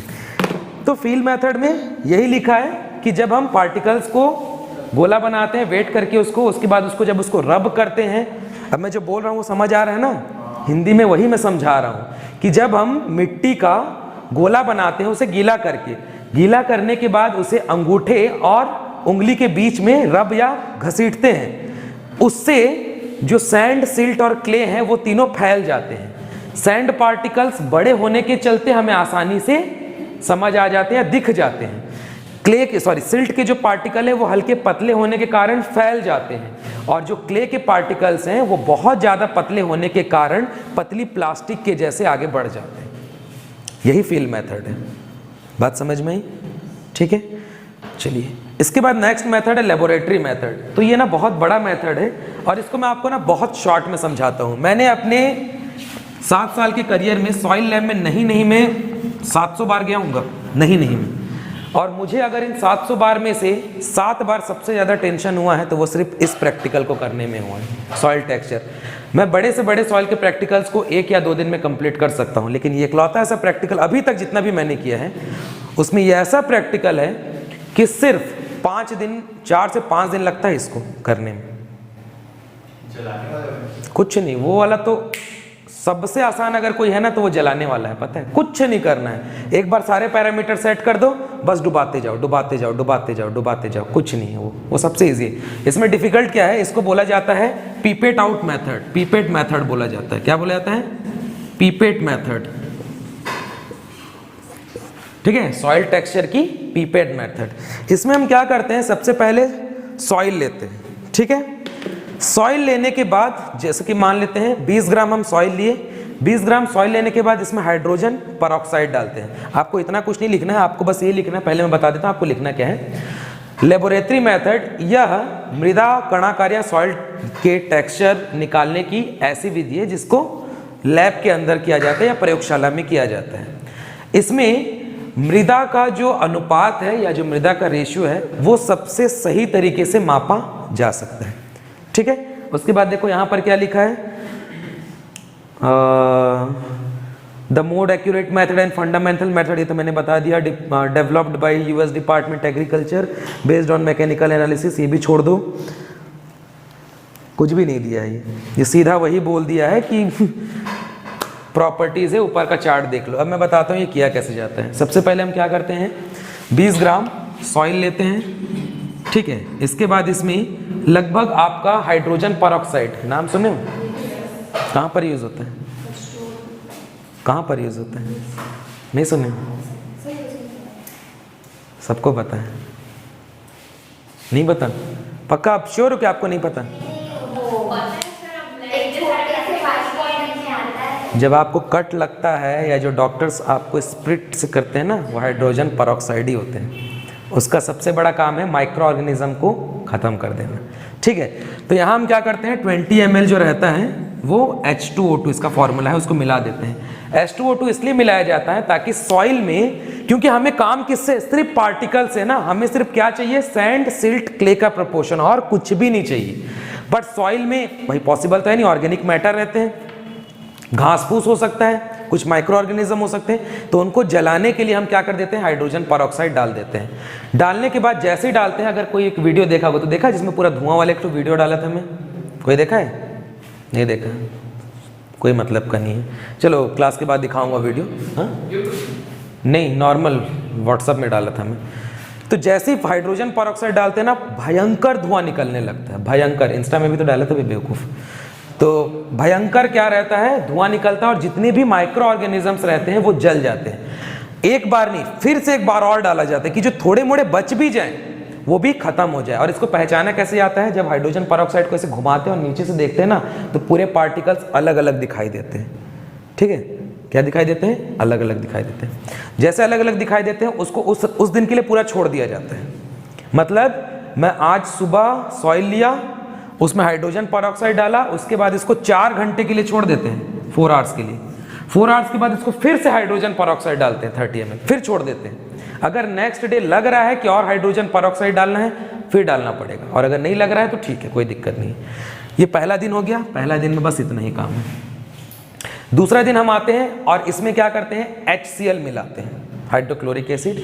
हाइड्रोक्लोरिक एसिड क्या करता है, अगेन उसमें अगर कोई भी ऑर्गेनिज्म है जिंदा बचा है, ये स्ट्रॉन्ग एसिड है, वो भी खत्म कर दिया। फिर हाइड्रोक्लोरिक एसिड डाल के घुमा के छोड़ देते हैं। ये दूसरे दिन का काम है। तीसरे दिन जब हम इसमें आते हैं तो इसमें डिस्टिल वाटर डाला जाता है।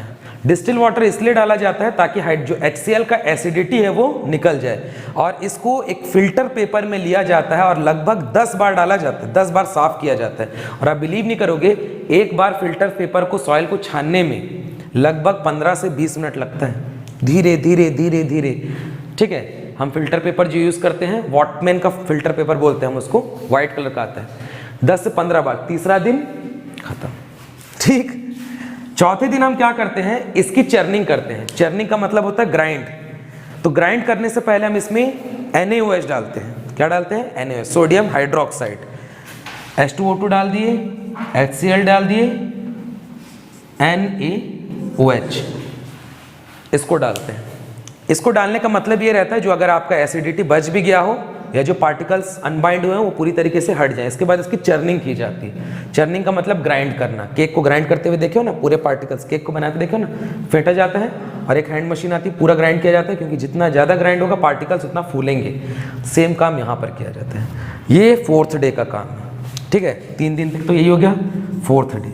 इसके बाद इसको एक वॉल्यूमेट्रिक या मेजरिंग सिलेंडर हम बोलते हैं। देखिए मेजरिंग सिलेंडर आपने इतना छोटा छोटा देखा होगा, अरे जिसमें 10, 20, 30, 40 ऐसे, ये देखो यही मान लो ऐसे ही रहता है। यहाँ पर 10, 20, 30, 40, 5 ml, 10 ml, 20 ml रहता है ऐसा सिलेंडर। इसको मेजरिंग सिलेंडर बोलते हैं। हम 1 लीटर वाला लेते हैं, इतना बड़ा आता है लगभग, और इतना चौड़ा रहता है। उसमें पूरा सॉल्यूशन को डाल देते हैं और ओवरनाइट के लिए छोड़ देते हैं। 5वां दिन में यही काम है। ठीक है, फिर नेक्स्ट डे मॉर्निंग आते हैं।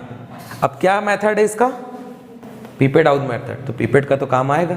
तो यहाँ से क्या करते हैं, जब सॉइल को पूरा रात के लिए हम छोड़ देते हैं ना, तो सॉइल बैठती है। कैसे बैठेगी, ये जो आपका मान लो ट्यूब है ना, सबसे ऊपर में आपका क्या रह जाता है, क्ले, बीच में आपका क्या रह जाता है, सिल्ट, और सबसे लास्ट में क्या रह जाता है, सैंड। ये बहुत कम ही रहता है। हमको काम इन दोनों से, क्योंकि मैंने आपको याद है प्रपोर्शन में बताया था कि अगर आप 2 निकाल लिए तो जो बच गया वो तीसरा है।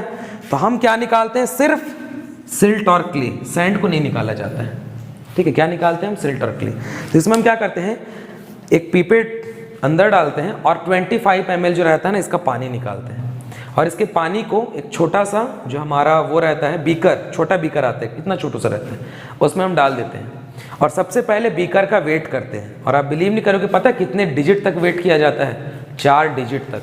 जैसे आप कभी फल लेने जाते हो, देखे होगे 1 किलो रहता है, 0.1 रहता है, 1 या 2, हम इसके 4 जीरो तक का काम करते हैं। मतलब कितना होगा बताओ, चेंज करो इसको ग्राम में या फिर मिलीग्राम में, बताओ कितना होगा, कितना हो सकता है, कितना हो सकता है। देखो ये कितना होता है, 1 ग्राम मान लेते हैं, और अगर ये लिखूं तो 0.1 ग्राम को क्या बोल सकते हो, 0.1 ग्राम को क्या बोल सकते हो, ग्राम का छोटा, मिलीग्राम, मिली से छोटा, माइक्रो से छोटा,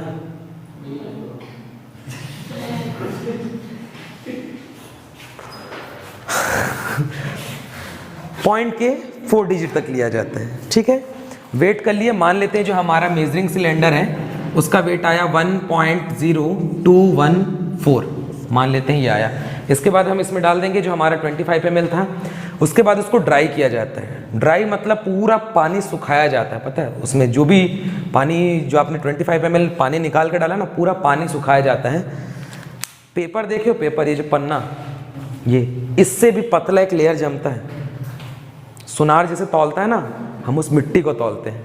ठीक है, तो मान लो वेट आया 1.0218 आया मान लो। ठीक है, जैसे ही आपने पहली बार निकाला है पीपेट से, उसके 8 घंटा छोड़ देते हैं उसको। जैसे मान लो सुबह 10 बजे निकाले हो, 8 घंटा छोड़ देना, वापस से हिला के शेक करके वापस छोड़ देंगे। फिर 8 घंटे बाद फिर से 25 ml निकालेंगे और सेम प्रोसेस करेंगे। तो जो पहला वाला निकाला रहता है ना, ये क्ले का परसेंट बताता है। क्या बताता है? क्ले का। और जो दूसरा वाला निकाले, मान लो 1.0219 आ गया है, ये क्ले प्लस सिल्ट का परसेंट निकालते हैं। फिर इसको हम यहाँ से माइनस कर देते हैं, तो जो वेट निकलेगा वो क्ले का और क्ले प्लस सिल्ट का है। इसके बाद इसको फॉर्मूला में रखते हैं, तब हमें पता चलता है कि क्ले और सिल्ट कितने मात्रा में है। तो मान लेते हैं 60% या 70% है। देखो यहाँ से क्ले निकल गया, क्ले का वैल्यू अगर यहाँ रखूंगा तो सिल्ट निकल जाएगा, क्ले और सिल्ट निकल गया, तो जो बच गया वो इतना प्रोसेस। कितना आसान है? नहीं कितना आसान है? नहीं बहुत आसान है। और सोचो कि मान लो आपने 4 दिन तक काम किया हो और एक वर्कर आए और जो आपने भर के रखा है उसको फेंक दे, कैसा लगेगा?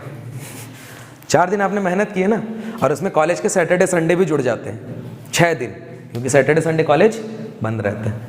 6 दिन की मेहनत मेरी बर्बाद हुई थी एक बार में। वर्कर आया, उसको लगाया इसमें क्या भर है, फिर से मेरे को पूरा प्रोसेस करना पड़ा 6 दिन। ये सॉइल टेक्सचर निकालने का मेथड है। पूरा कहानी सुन लिए। अगर पेपर में पूछा तो कुछ ना कुछ लिख लोगे। ये केमिकल्स के नाम तो एटलीस्ट याद रखना, H2O2, HCl, NaOH, कि इतना कम से कम लिख देना कि पीपेट आउट मेथड में इन रसायनों का या इन केमिकल्स का प्रयोग किया जाता है। ठीक है, ठीक है, ये हो गया। नेक्स्ट, अच्छा इंपॉर्टेंस क्या है सॉइल टेक्सचर की? भाई बताओ, खुद ही बताओ। What is importance of soil texture? क्या क्या इंपॉर्टेंस हो सकते हैं? सॉइल टेक्सचर हमारे लिए क्यों इंपॉर्टेंट है, या फील्ड के लिए क्यों इंपॉर्टेंट है, या प्लांट के लिए क्यों इंपॉर्टेंट है? प्लांट के ग्रोथ के लिए। ठीक है, सॉइल टेक्सचर से हमें तो उसका सबका प्रोसेस पता चलेगा, तो फिर हम पता कर सकते हैं कि इस फील्ड में हमारा प्लांट ग्रोथ इतना हो सकता है। ठीक है, वेरी गुड। पहला चीज हम ये बोल सकते हैं कि मृदा कणाकार के आधार पर हम फसलों को चुन सकते हैं या फसलों का चयन किया जाता है। जैसे मैं एक चीज बता रहा था कि जितना भी मैंने टेक्सचर लिखा था उसमें कोई ना कोई क्रॉप तो उगेगा। जैसे कि आपके सैंडी क्रॉप में कौन से, सैंडी सॉइल में कौन से क्रॉप उगते हैं, कोई बता सकता है? भाई सैंडी तो एग्रीकल्चर के लिए अच्छा नहीं है, लेकिन पता है सैंडी सॉइल में भी क्रॉप उगता है। कौन सा क्रॉप है? नहीं पता?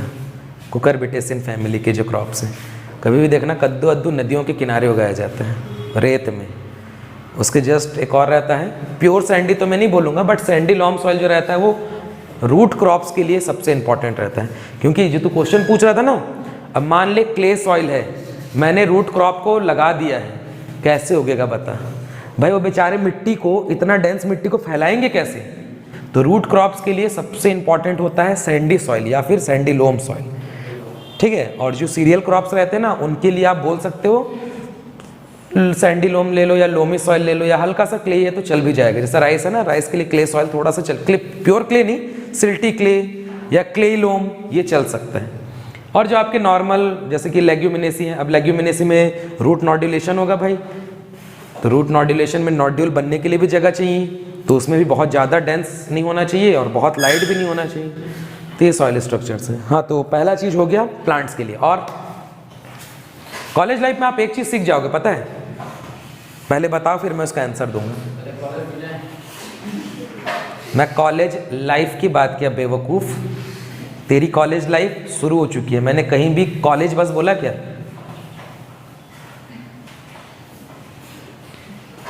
हाँ, दूसरा और वाटर होल्डिंग कैपेसिटी। भाई मृदा में मैंने क्या बोला कि टेक्सचर का मेरे को इंपॉर्टेंस बताना है। सॉइल के रिस्पेक्ट में आप बताओ, प्लांट के रिस्पेक्ट में आप बताओ, जिसके रिस्पेक्ट में बताना है। तो सॉइल टेक्सचर से हम सॉइल के वाटर होल्डिंग कैपेसिटी का पता लगा सकते हैं। We can determine the water holding capacity of soil with the help of soil texture. That mean if the soil having heavy amount of या फिर large amount of sand soil, then their water holding capacity is low. बात समझ आई मैं क्या बोल रहा हूं? If the soil having high amount of sand then the water holding capacity of soil will be low, and if the soil having high amount of clay particles then the soil will be high water holding capacity, will have, sorry will be बोलते ना, will have high water holding capacity। बात समझ आई? दो चीजें हो गई। उसके बाद तीसरा टिलेज के लिए, टिलेज पढ़े थे एग्रीकल्चर में, पढ़े थे ना? तो टिलेज में एक चीज़ देखे थे हमने, लिखा था light soil tillage, heavy soil tillage. Light soil tillage, light soil में टिलेज करना बड़ा आसान है। लाइट सॉइल में आप लाइट मशीन्स का यूज़ कर सकते हो। जैसे कि मान लो सैंड है, अब मैं आपको खुरपी देखे हो, खुरपी पता है ना? खुरपी नहीं पता, प्लांक बोलते हैं।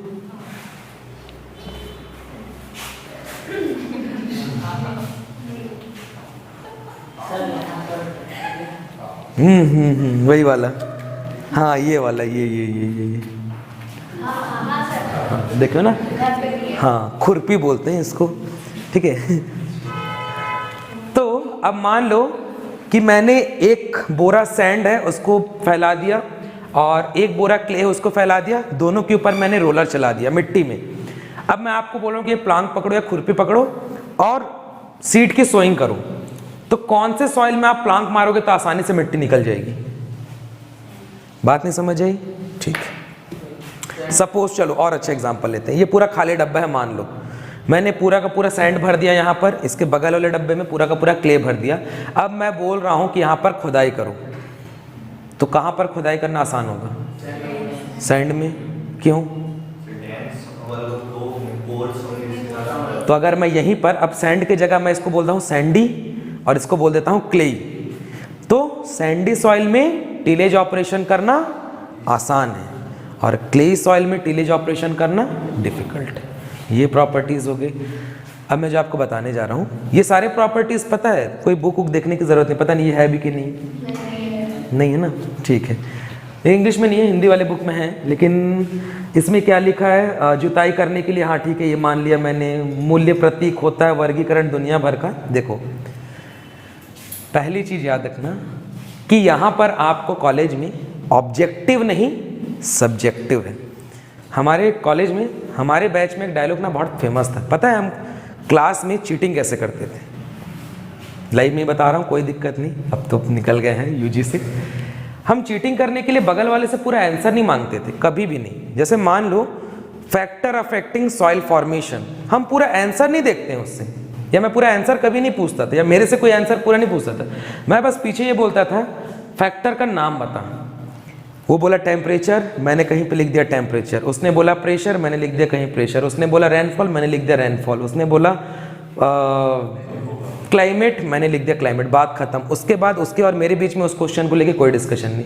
अब इसके अंदर क्या लिखना है ये मेरे को पता है। अब मैं पूरा पेज भर सकता हूँ, ठीक है। तो कॉलेज में ऐसे ही लिखा जाता है। आप एग्जैक्टली 12th क्लास टाइप ना कोई एग्जाम कोई आंसर रट के नहीं जा सकते, पॉसिबल ही नहीं। कितना रटोगे? बचपन में रटने की कैपेसिटी सबसे ज़्यादा होती है, पता है बच्चों में। यही चीज़ साइंटिफिक वे है ना। क्यों? क्योंकि आपके दिमाग में चीज़ें भरती जा रही हैं, भरती जा रही हैं, तो भाई आपका दिमाग है। अब एक तिजोरी में, खाली तिजोरी है, अगर आप एक बंडल लिए कहीं भी फेंक दो, वो तिजोरी के किसी भी कोने में जाके आसानी से अटक जाएगा। बचपन है, ज़्यादा कुछ पढ़ना थोड़े। 1 2 3 4 5 100 तक गिनती, 10 तक पहाड़ा, क ख ग घ अंगा रट लिए, याद हो गया। उसके अगले स्टैंडर्ड में आए, बोल रहे भाई नहीं जोड़ना सीख लो। ठीक है, हमने बोला कोई बात नहीं, 1 और 2 3 होता है, ये भी हम सीख लेंगे। फिर अगले स्टैंडर्ड में आए, बोले नहीं भाई घटाना सीख लो, फिर भाग करना गुणा करना सीख लो। फिर हम बोले नहीं इक्वेशन बनाना सीखो। तो जैसे जैसे हमारा भाई दिमाग भी एक तिजोरी है ना, आप उसमें भरते जा रहे हो, भरते जा रहे हो। बचपन की भी चीज़ें याद कर रहे हो, कुछ दर्द भरे लम्हे होंगे, कुछ खुशी के लम्हे होंगे। कैसे वे? अरे मैं तो बस बोल रहा हूँ ना कि होंगे, तो इतना दिल पे क्यों ले रहा है? जरूरी है कि तेरे साथ, हमारे साथ भी होंगे। बोलते ना कि बुजुर्गों को ज़्यादा एक्सपीरियंस, क्यों? क्योंकि उनके पास बहुत सारी चीज़। तो आपका दिमाग ना धीरे धीरे फिर रटना कम कर देता है। फिर आपको ना अपने मन से आप लिखना स्टार्ट करते हो। जैसे अगर आपको दूसरी या तीसरी क्लास की जब बात याद होगी, तो अगर आपने जो हमारे उस टाइम गाइड बोलते थे, गाइड में जो लिखा हुआ है एग्जैक्ट पता है, इसका एम भी नहीं होता था, पूरा रटा रटा आंसर लिखते थे। पीएटी में, पीएटी में अच्छा पूरा रटा रटा है, मतलब का की भी नहीं होगा, और अगर की होता था तो मैडम एक नंबर काट देती थी, देखते थे बचपन में होता था। अब बताओ लिख के तुम्हें मानूं, कहा का की छोड़ो, वहां लिखा का, तुम लिखे हो आ। ऐसा होगा कॉलेज में, होता है बहुत सारे आंसर में ना आपको सॉइल टेक्सचर पूछे, अब आपको याद नहीं आ रहा है, अब खाली तो छोड़ोगे नहीं। हमारे कॉलेज लाइफ में एक कहावत है कि कभी भी आंसर खाली मत छोड़ना, नहीं भी पता कुछ भी लिख के आओ। कभी कभार किसी दयावान टीचर के पास आए तो बेचारा रोग आके, नहीं यार बेचारा इतना लिखा है, आधा नंबर ही दे देता हूँ, तो लिख दो कुछ भी, लेकिन सब्जेक्ट से रिलेटेड ना। अब ये नहीं कि सॉइल पूछ रहा तो हॉर्टिकल्चर लिख के आ रहे हो, इतना भी नहीं जानना है, ठीक है। तो ये चीज़ें आपको ऐसे ही पढ़नी है, समझ आ रहा है कि आपको बस एक बार जो मैं एक्सप्लेन कर रहा हूँ ना वो आपको समझना है, बुक में तो वही चीज़ दिया है। फिर उन चीज़ों में से आपको वो सारी आंसर्स निकालने हैं जो आपको लग रहा है इंपॉर्टेंट है, ठीक है। जैसे देखो फिल मेथड दिया था, आपका लेबोरेटरी मेथड दिया था, कोई मतलब का था क्या उसमें, कहानी भरा था, बस 2 लाइन फिल मेथड का क्या था भाई, पकड़ना है, रब करना है, एक शीट बनेगा, उस शीट में जो विजिबल होगा वो सैंड होगा, उस शीट में जो नॉन विजिबल होगा या जो फ्लैट लाइन स्ट्रक्चर होगी वो किसकी होगी, आपकी क्ले की होगी। अब इसको अपने वर्ड में लिखो, समझ में आई बात। चलिए सॉइल स्ट्रक्चर, अब देखो, गॉड ब्लेस यू, ठीक है। सर आप कुछ भी नहीं लिखवाओगे, तो ये जो मैं इतना बताती मतलब आगे भी नहीं, आगे लिखवाऊंगा ना, ये आपने लिख लिया है ना सॉइल टेक्सचर और स्ट्रक्चर, हाँ तो इसीलिए मैं नहीं, सबका बदला लेगा रे, ठीक है। फिर सॉइल स्ट्रक्चर की मैं बात कर रहा हूँ, और ये दोनों टॉपिक मैं इसलिए भी नहीं लिखाया हूँ क्योंकि ये यार मैं आप लोगों को पीएटी में बहुत अच्छे से पढ़ाया हूँ, तो अगर आप पीएटी के नोट्स को ही पलट लोगे ना एक बार, वहीं से आपको मिल जाएगा सब कुछ, ठीक है। पोरोसिटी भी आपको लिखाया गया है, सॉइल कलर भी आपको लिखाया गया है। तो पीएटी का जो नोट्स मैंने उस टाइम पे बोला भी था, याद है विवेक, तुम लोग को बोला था कि इस नोट्स को संभाल के रखना है, तुम्हारे 4 साल तक काम आएगा। मैं मजाक नहीं करता था, ठीक है, हाँ वो 4 साल काम आएगा, बिलीव नहीं करोगे, 4 साल छोड़ो, मैं पीजी में उसका यूज़ करता हूँ, ठीक है, क्योंकि कुछ चीज़ें रहती हैं जो पीजी में नहीं मिलती, मैं उस नोट्स को पलट के पढ़ता हूँ, पता है, पीजी में आप सोच लो। और इवन मैं जब पीएचडी वालों को पढ़ाता हूँ तो उसी नोट्स में कुछ कुछ चीज़ें रहती हैं जो मैं उनको उस नोट से पढ़ाता हूँ, ठीक है, क्योंकि हमारे पीजी में एनिमल जो है ना आपको सेकेंड ईयर में मिलेगा, वो पूरा वही नोट्स काम आएगा जो एनिमल हस्बेंड्री का आपने बनाया है, ठीक है, बात समझ में।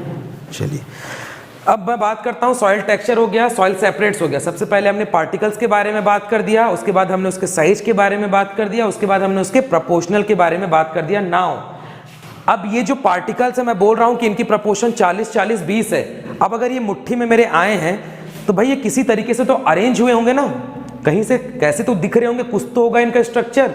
जैसे कि मैं अगर इसका बोलूँ तो ये क्या है, रेक्टेंगल है जिसके साइड से 2 स्पाइन लाइक निकले हुए हैं। इसको मैं बोलूँ तो ये क्या है, 1 2 3 4 5 6, हेक्सागोनल भी नहीं बोल सकते, काइंड ऑफ, ठीक है। इसको मैं बोलूँ तो क्या है, ये रेक्टेंगल है, कुछ शेप होता है। वैसे क्या रहता है, आपके सॉइल के भी कुछ शेप और अरेंजमेंट होते हैं। तो arrangement and shape of the soil is known as,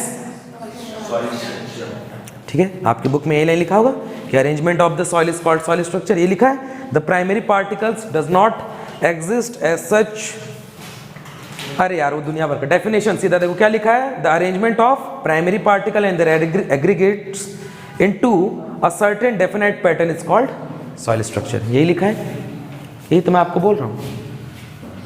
Hindi वाले बुक में भी देखो क्या लिखा है कि मृदा के प्राथमिक कण और गौण कणों में जो पारस्परिक संयोग से मिलकर बनते हैं और इनकी जो व्यवस्था रहती है, इसी व्यवस्था को क्या बोला जाता है, मृदा संरचना, ठीक है, बात समझ में आ गई। अब ये अरेंज कैसे हुए हैं इसके बारे में आपको जानना है, अरेंजमेंट हुई कैसे है, कौन सा अरेंजमेंट हमारे लिए अच्छा है, कौन सा अरेंजमेंट सॉइल प्लांट्स के लिए अच्छा है, कौन सा अरेंजमेंट ट्रीज के लिए अच्छा है, कौन सा अरेंजमेंट हमारे लिए अच्छा नहीं है, ये सारी चीज़ों को हम देखेंगे। देखिए मेनली आपके 4 अरेंजमेंट्स पाए जाते हैं भाई, मेनली पहला क्या लिखोगे आपने, प्लेटी लिखा है, दूसरा प्रिज्मेटिक, ठीक है, तीसरा लिखा है आपने ब्लॉकी, और चौथा लिखा आपने स्फेरोइडल। ठीक है,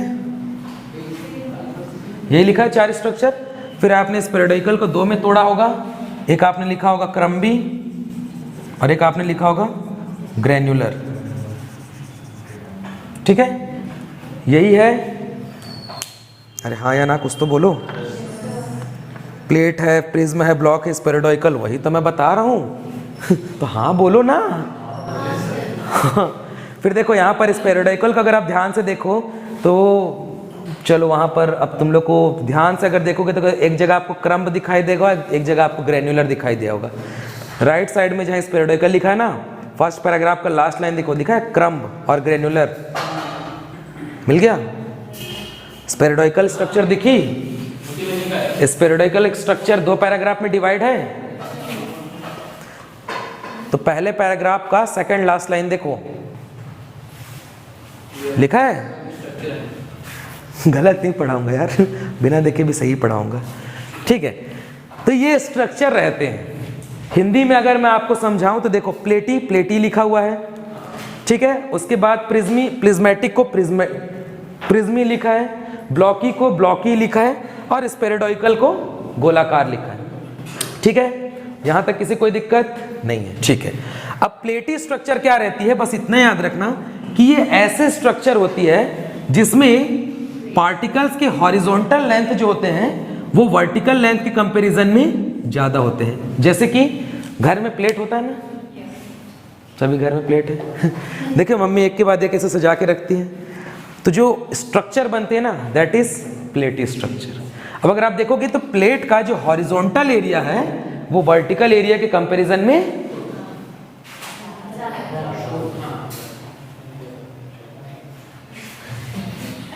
दैट मीन हॉरिजॉन्टल लेंथ ज्यादा होगा और वर्टिकल लेंथ, ये मान लो प्लेट है आपका, ऐसे मान लेते हैं, तो ये जो हॉरिजॉन्टल लेंथ है वो ज्यादा होगी और ये जो वर्टिकल लेंथ है ये कम होगी। तो प्लेटी लाइक स्ट्रक्चर में भी यही चीज है। देखो पहला लाइन क्या लिखा है प्लेटी लाइक स्ट्रक्चर में, the horizontal dimension are much more developed than vertical axis. ये तो मैं समझा रहा हूं, ये लिखा है पहला चीज।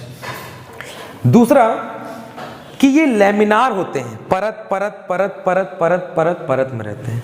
There are different type of layer. जैसे प्लेट होता है ना, एक प्लेट, दूसरा प्लेट, तीसरा प्लेट, चौथा प्लेट, पांचवा, ये कहीं पर आपने देखा है क्या? बताओ, ऐसा स्ट्रक्चर कहीं पे देखा है? देखा है ऐसा स्ट्रक्चर कहीं? नहीं, अपनी आंखों से, किताबी को छोड़ के ऐसा स्ट्रक्चर, प्लेटी स्ट्रक्चर कहीं देखा है? आंखों के सामने प्रत्यक्ष रूप से, फिजिकल फॉर्म में, सॉइल में या कहीं? अच्छा, इमेजिन नहीं, प्रत्यक्ष फिजिकल फॉर्म पे। फिजिकल मतलब ना भौतिक, जिसको आप छू सकते हो, देख सकते हो। ऐसा कहीं पे प्लेटी देखे हो? नहीं देखे हो? देख सकते हो। 2 जगहों पर आपने देखा है, 2 नहीं 3 जगहों पर। पहला पठार या पहाड़ वाले क्षेत्र में, ठीक है, अगर आप वहाँ पर देखोगे तो ऐसा लगता है कि एक के बाद एक लेयर्स हैं। दूसरा, एक गेम खेलते हैं पानी में पत्थर मारने वाला, देखे हो? तो उसमें आप कैसा पत्थर चुनते हो?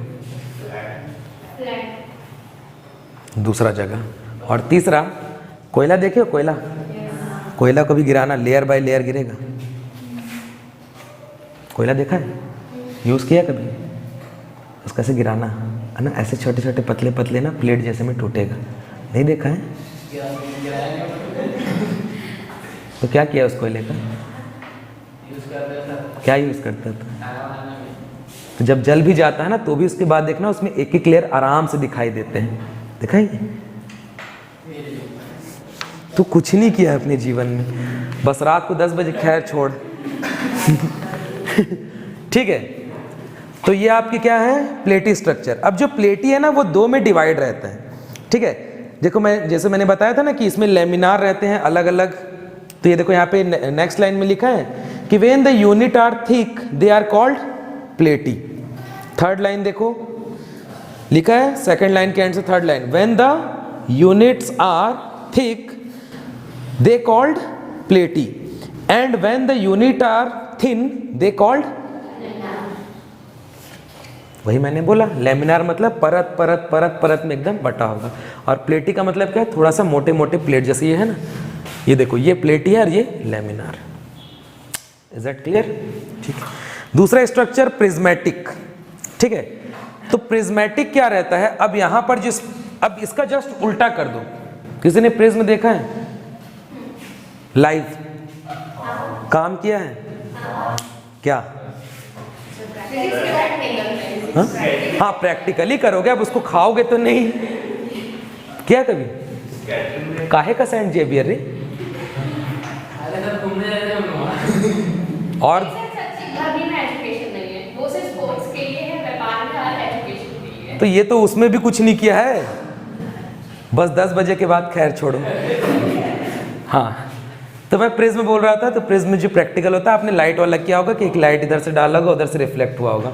उसके बारे में कभी और बात करेंगे, आपने कौन सा लाइट यूज़ किया, कैसा है, क्लास के बाद देखेंगे अगर टाइम मिल पाए तो ये जो प्रिज्म लाइक स्ट्रक्चर होती है ना, वो कुछ ऐसे दिखाई देती है।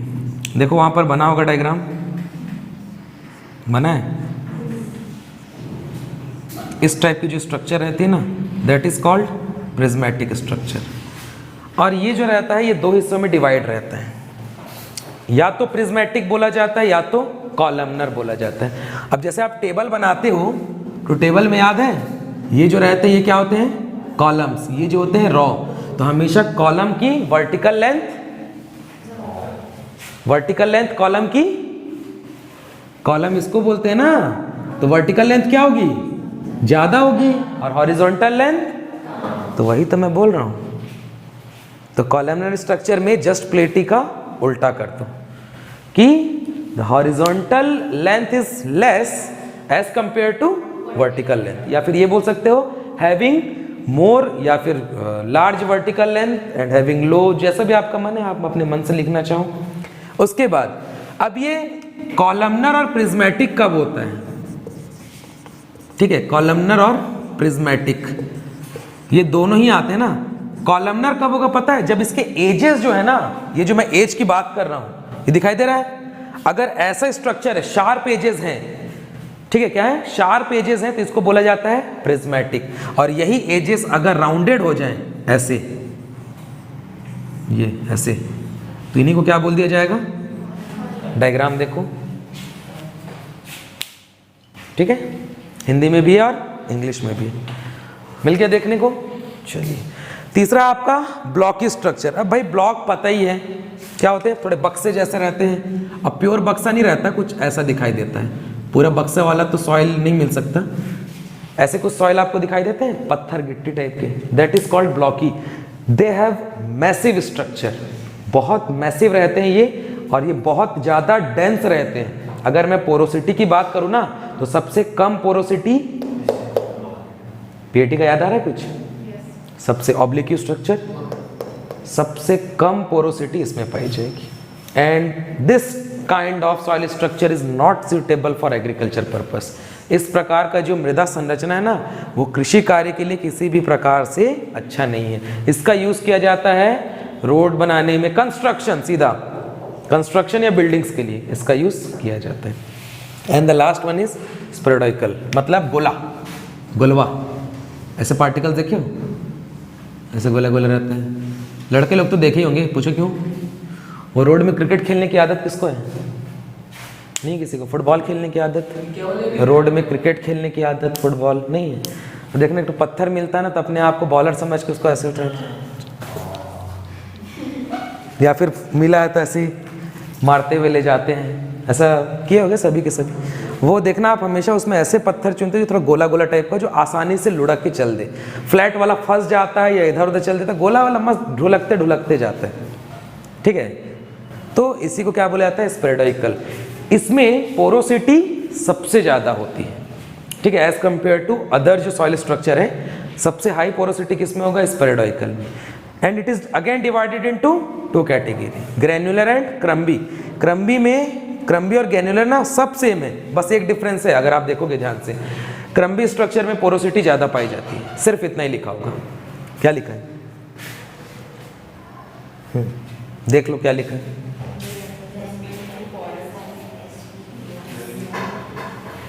ठीक है, हिंदी में दानेदार लिखा है ना, दानेदार और क्रम्बी संरचना। अरे नीचे देखो दादा, लिखा है लेफ्ट साइड के नीचे। हाँ वही तो बोल रहा हूँ, दानेदार को ग्रेन्युलर बोलते हैं और क्रम्बी तो क्रम्बी लिखा है। तो देखो क्रम्बी में लिखा है अधिक कणिकाएं पाई जाती हैं। कणिकाएं मतलब पोर्स। तो पोर्स का मतलब पोरोसिटी, जो मैं बोल रहा हूँ ना, सबसे ज्यादा porosity crumby. The best soil for agriculture purpose is crumby structure. पहले तो स्पेरोडोइकल है, स्पेरोडोइकल के अंदर क्रम्बी है, ठीक है, क्योंकि उसमें पोरोसिटी ज्यादा पाई जाती है। अब ये पोरोसिटी क्या होता है ये नेक्स्ट क्लास में हम बताएंगे, ठीक है।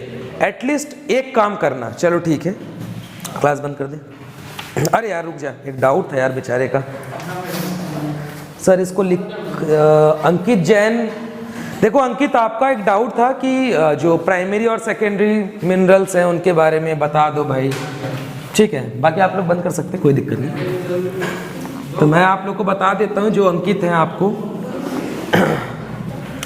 प्राइमरी मिनरल्स एक तरफ लिख रहा हूँ और दूसरे तरफ लिख रहा हूँ सेकेंडरी मिनरल्स, ठीक है। तो प्राइमरी मिनरल्स के जो टाइप होते हैं वो होते हैं आपका ऑर्थोसिलिकेट, या जिसको नीजो कहा जाता है। दूसरा होता है आपका सोरोसिलिकेट। तीसरा होता है आपका आइनोसिलिकेट। चौथा होता है आपका फाइलोसिलिकेट। सभी के आगे सिलिकेट लिखना है आपको। और पांचवा होता है टेक्टोसिलिकेट और छठवां होता है आपका साइक्लोसिलिकेट। आइनो जो रहता है वो फिर से दो हिस्से में टूटता है, पायरोक्सेन्स और एम्फीबॉल्स। ये आपके क्या है, प्राइमरी मिनरल्स हैं। अगर मैं सेकेंडरी मिनरल्स की बात करूं तो सेकेंडरी मिनरल दो हिस्सों में टूटते हैं। पहले को बोला जाता है सिलिकेट ग्रुप और दूसरे को बोला जाता है non silicate group. Silicate group में आपका केओलिनाइट, इलाइट, मॉन्ट, मॉर्लियोनाइट,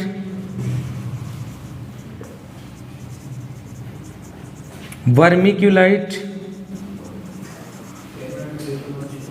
क्लोराइट,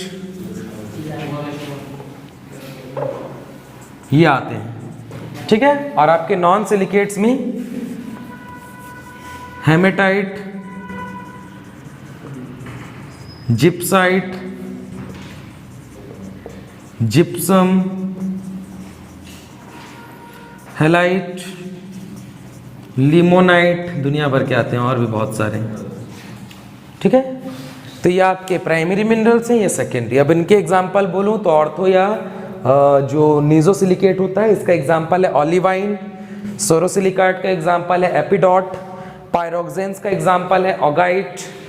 एम्फीबॉल्स का एग्जांपल है हॉर्नब्लेंड। फाइलोसिलिकेट्स के एग्जांपल है आपके माइका, चाहे व्हाइट माइका ले लो चाहे ब्लैक माइका ले लो, जिसको मुस्कोवाइट और बायोटाइट बोलते हैं। टेक्टोसिलिकेट्स के एग्जांपल हैं फेल्डस्पार ग्रुप और सिलिका ग्रुप, जिसमें आपके एल्बाइट और आपका क्वार्ट्ज आता है, और साइक्लोसिलिकेट्स होते हैं। तो ये आपका क्लासिफिकेशन है, ठीक है। Thank you so much.